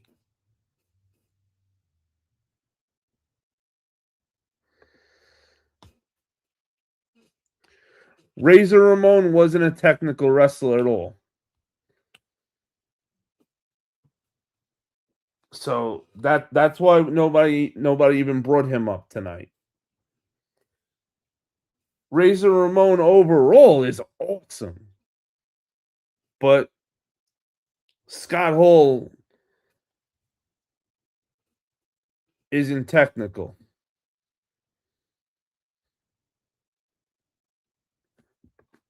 D said Scott Hall is my favorite wrestler of all time. But he is not he's not top 10 for the list we just made. The bad guy, Razor Ramon. Man, I love Razor Ramon. Fucking A. See, you guys are putting your emotions into it.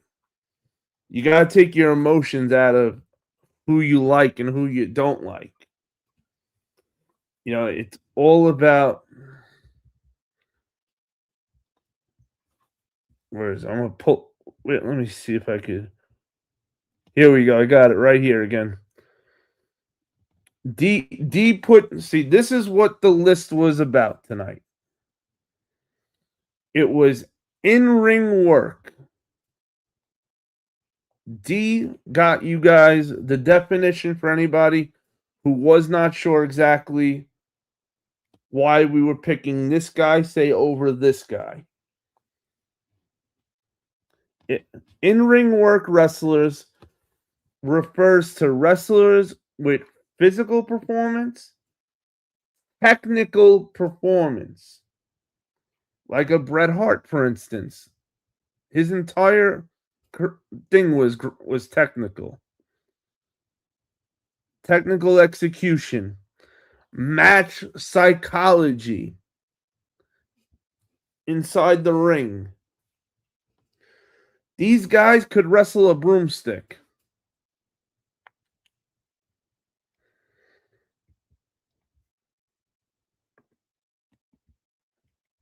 Half the guys that made this top 10 list wouldn't make my top 5 overall favorite list. That I could tell you. But for what we did tonight, shit. This is probably the only time I'm putting Dean Malenko on my top 10 list. Like, listen, I like Dean Malenko. I'm not a huge Dean Malenko fan. But when it comes to technical wrestling and match psychology, Dean Malenko is amazing. His nickname was the man of 1,000 holds. How could a man with 1,000 holds not make a top 10 technical list?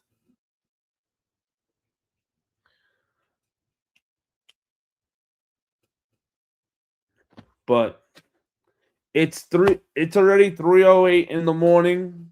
Thank you everybody as always for coming through tonight. I got to be up early in the freaking morning on my for Saturdays. Thank you everybody for coming through tonight. We will be back Monday for sure for Monday Night Raw review. That's right. Wait, Saturday's Night of Champions.